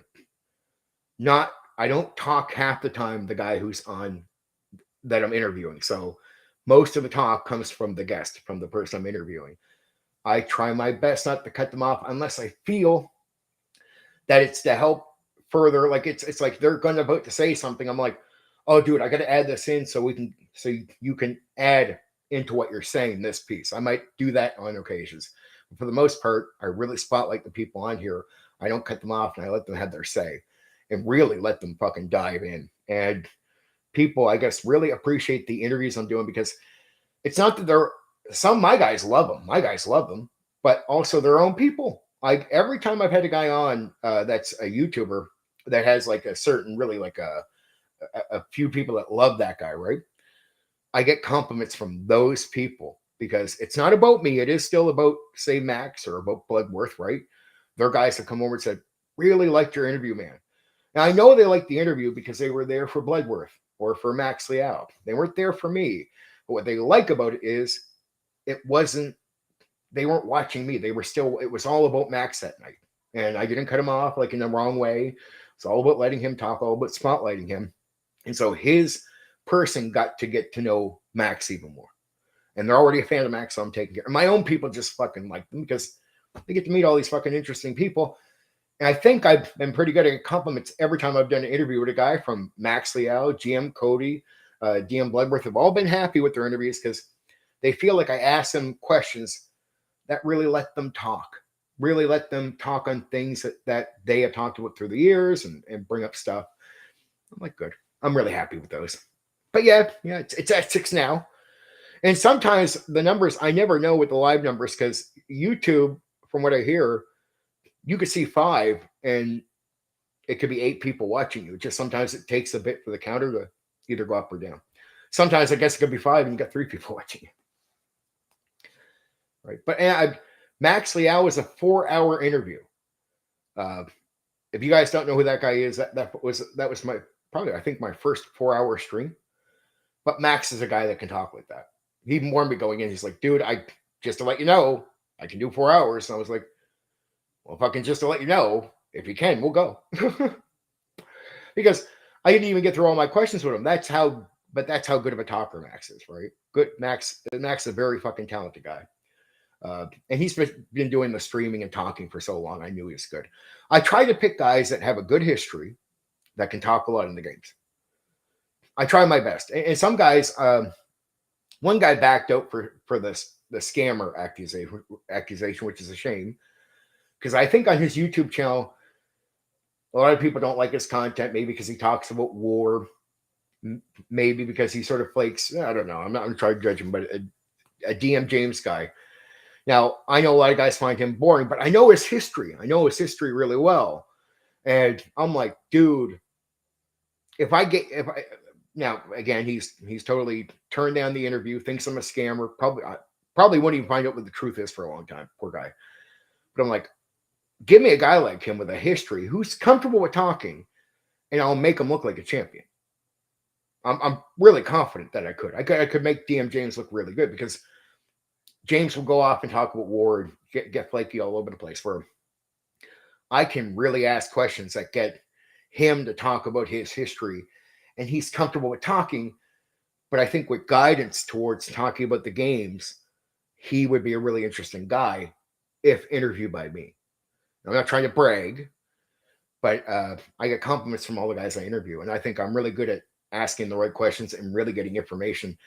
And I like to get guys with a history that can talk. That's why I went and asked him. So I do look at guys that have a history in the hobby. I prefer that.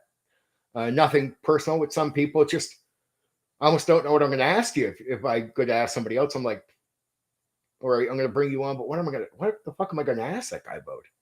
Because I want my streams to be about gaming. So I'm like, there's even some guys that are big YouTubers here, but like they don't have a long history in the hobby and they don't really know a lot. And I believe like that's why I backed out of one, which just happened to be a big YouTuber. But he actually said yes, and I got halfway through it. I'm like I start looking into him, and I realize by looking into him, what kind of fucking interview would I do with this guy? He almost has no history in the hobby. and so he does, and he does some vague DMing, but I'm like, he doesn't know a lot. So I'm like, shit, he doesn't even talk about this stuff in his own stream. It's supposed to be a tabletop role-playing game stream. It's something like GM James. GM James is supposed to be doing tabletop role-playing game streams. You go listen, you're like half the time is war, Rome, politics, or whatever he did that day for food. Like, okay, all right, whatever. But yeah, the interviews are challenging. There's a guy who responded to me, but he hasn't responded to me in a few days. I have a feeling he heard about the scamming thing, which makes me so sad. I actually went. If you guys have ever heard of Axe or Axe 2, the game, I went and actually interacted with in private with Andrew Macross, the guy who made Axe and Axe 2, and he's went through some drama around 2017. So I said, man, a lot of people talk shit about me. I'm just being honest with you, just so you know. He's like, don't worry, dude. I've been through the same thing, and he said yes to an interview. Totally yes to it. He's going to come on, Axe and Axe 2 designer. I'm going to fucking have a great interview with him. And then everyone lies about me being a scammer. And I think he heard about that. So he hasn't responded to me since. So that interview is probably gone, which is sad.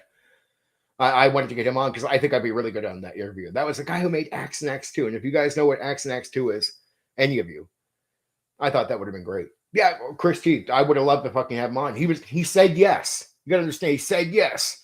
And then he heard, I'm thinking, maybe I'm wrong, but then he heard the lie. But the problem is the lie is coming from credible people in his mind.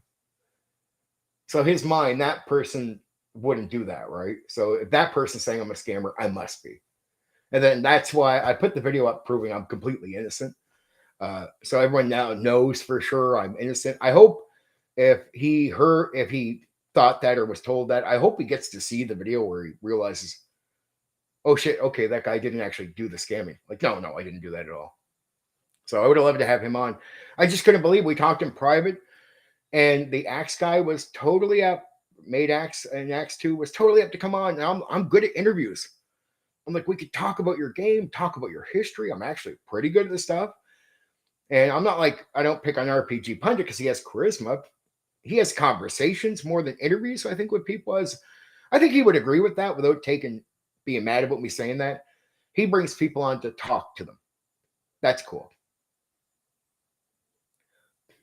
A lot of people love his stuff. I had people in my own audience asking me if I was going to cover his game. So I started telling them, like, man, it's like fucking 8 people have asked me about talking about your game. Like, he's like, oh, well, cool. Because I'm giving him flowers. Like I don't even know the game, but I'm like, I didn't even know about your game, but I have fucking people in my own audience because they want me to cover your game. And I heard enough about him, so I go interact with him on X. And then out of nowhere, after I said that, and he was cool with reaction, I said, dude, would you do an interview? This was before I was going on a stream. I come back, and I have a complete yes. We can work out time of day, but I got a yes. And then we even talked in DMs. Continue. This is where he says, I've been through some drama, so I'm totally cool that whatever people put you through some shit. He's been put through some shit. So I'm like, we relate. We connect on a negative thing, but we connect, right? We both been through some shit. I'm like, great. I got a fucking interview. I got a fucking interview lined up with a pretty great guy. Great fucking interview. Guy with a history. I got questions for this guy. I can do a long interview and we can talk about his game, get all this out. It would have been spotlighting him. And I think people like yourself, Chris, would have loved the interview because I do them pretty good. Not bragging, just compliments. Yep. This is what he was showing me. Yep, you're 100% right. This is the drama he went through. So I had all that set up, and then some guys that I know he knows that he's cool with were the ones doing streams on me saying I was a scammer because they seen a fake image. Just sad that that got spread around. I'm not. I'm. It happened. I can't erase what happened, so that's fine. I'm not bringing that up or bringing names up on anyone. But that happened, and I think he heard about the scammer thing, and probably. I mean, I guess if it's real, I get it. Oh, Gary D20. This was skills, just like the undid things. The skill one might not have seemed so interesting. We had a lot of casual talk tonight, but it's stuff I remember. You know, I'm doing all these fact-based streams, Gary. So this is like the undid. When I finally did the undid, a lot of people liked it. They probably didn't even expect to like it because what I'm doing is, say I cover like OD&D, Beckmead, and AD&D First Edition. There's so much to say about those games, and you know that, Gary. I had to spend so much time on them. But there's sections about the undid, and I'm like, oh man, I can't specialize and focus on undid in the middle of just explaining all this. I'll vaguely go over this stuff. It'll be part of the package.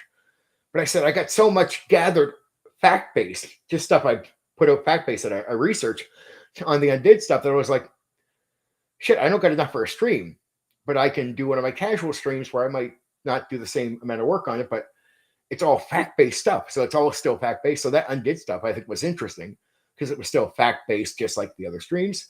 The skill thing was the same thing. I think, and it led to a lot of conversations tonight. I don't think people were expecting it because I have so much based on the skills from the fact-based stuff that might not get mentioned as much when I cover the games. And I'm like, well, if I can't mention a lot about this covering the games, I want to do a focus on this because I get so much information on it just from research. So we went over.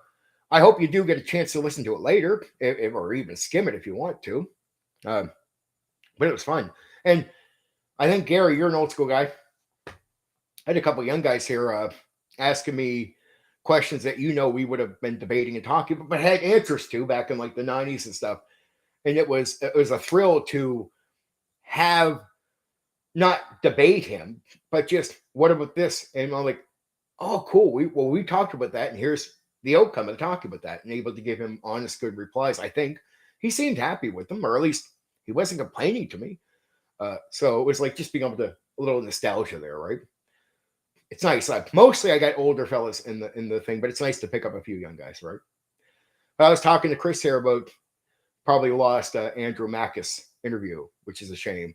I hope I get a response, and maybe he's going to tell me there was some other reason, but he does want to do the interview. But Gary, you know Axe and Axe 2. I talked to that guy publicly, that we talked to DM, and he agreed to an interview. And I think you've seen some of the interviews I do. I mean, that would be good, right? And he has a history. I mean, geez, and we could talk about his game. I hope he ends up coming around on that one. I really do. I hope he just finds out that I'm innocent if he heard about the scamming thing, which is maybe what I'm worried about, that he heard about that and that's why he backed out or just didn't respond to me. DM James, again, a lot of people just said nobody cares. Like I'm picking on DM James, but I want to show DM James off because it's like, as much as he doesn't like me or he can be a petty asshole sometimes. So it's like, dude, the dude actually does have a history. He might not be able to talk that well on his own, but give him to me. Let me ask him the right questions, and at least for that one night, I will make him an interesting guy because I know about his history. So I'm like, man, give him to me. I'll ask the right questions, and the guy can talk, but he needs direction, personal opinion, and I'm a guy who can direct, so I can get him talking about his history, and he can talk, but you got to get him away from World War II, right? Rome. Yeah, if you can ask James the right stuff, you can get a pretty good interview out of him. I'd want to dig further back with James because I know a lot about him. I know about him when he was first on YouTube, and he says, "Aren't you my first sub?"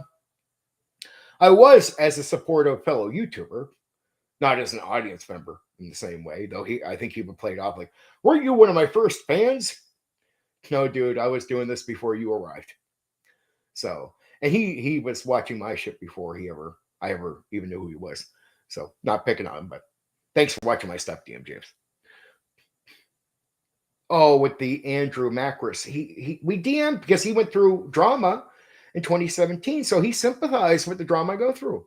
It was a great talk. And I'm not going to say anything more than that about the private. It's nothing. It's not like a secret. He was telling me about the public stuff that people know about.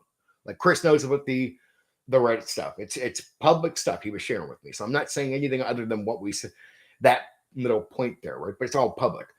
So he basically was just, we connected on that, right? So it was good. I was like, okay. He agreed to an interview. And then, Gary, the guys went and they got fooled by an image. What a shame, of a fake receipt. And the guys did it, streams saying I scammed people. This was a couple days. And I think you've seen the video finally, Gary. I would assume you did, or at least boom, where I do that couple-minute video where I show the PayPal information so everyone can see. No, it's 90 days. The receipt says I would have received the money in March. I showed the 90 days, no $200, never got the money. Nobody sent me money. It was a complete lie. Just, it was like, it was a shame people jumped on that bandwagon because I'm like, guys, well, first off, who would pay $200 for a gaming session? Nobody. And then people can alter an image. So if you're going to make a major accusation, why not make sure you have some real evidence? And then I actually hope not to have to do the PayPal thing. I actually was hoping people would think the $200 was so ridiculous because I did an interview with John Clement, and John Clement is an actual guy who did pay Game Master and online. Those guys charge like $15, not $200 American, like $15. And I mean, that gets you a bit of time.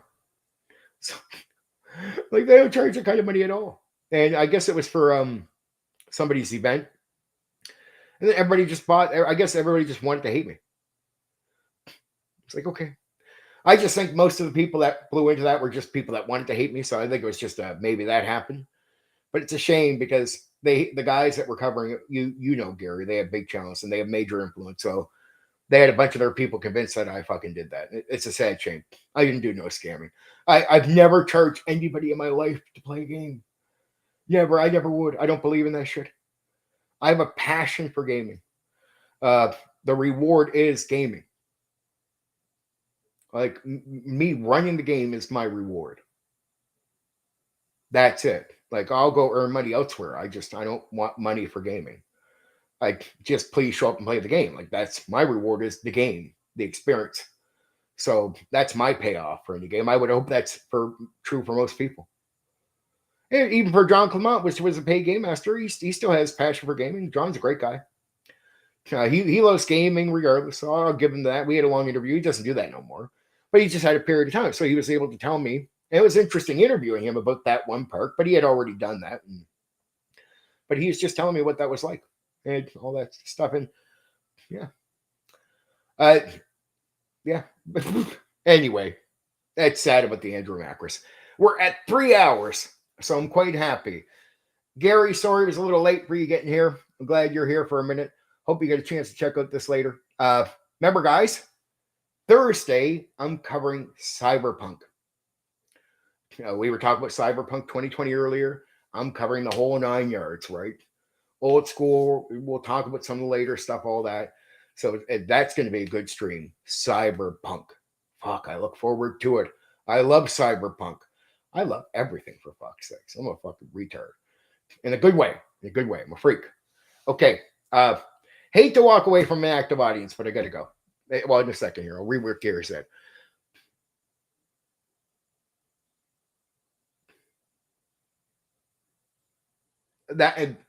Gary, I love you. I love you. I appreciate that. That's good enough for me.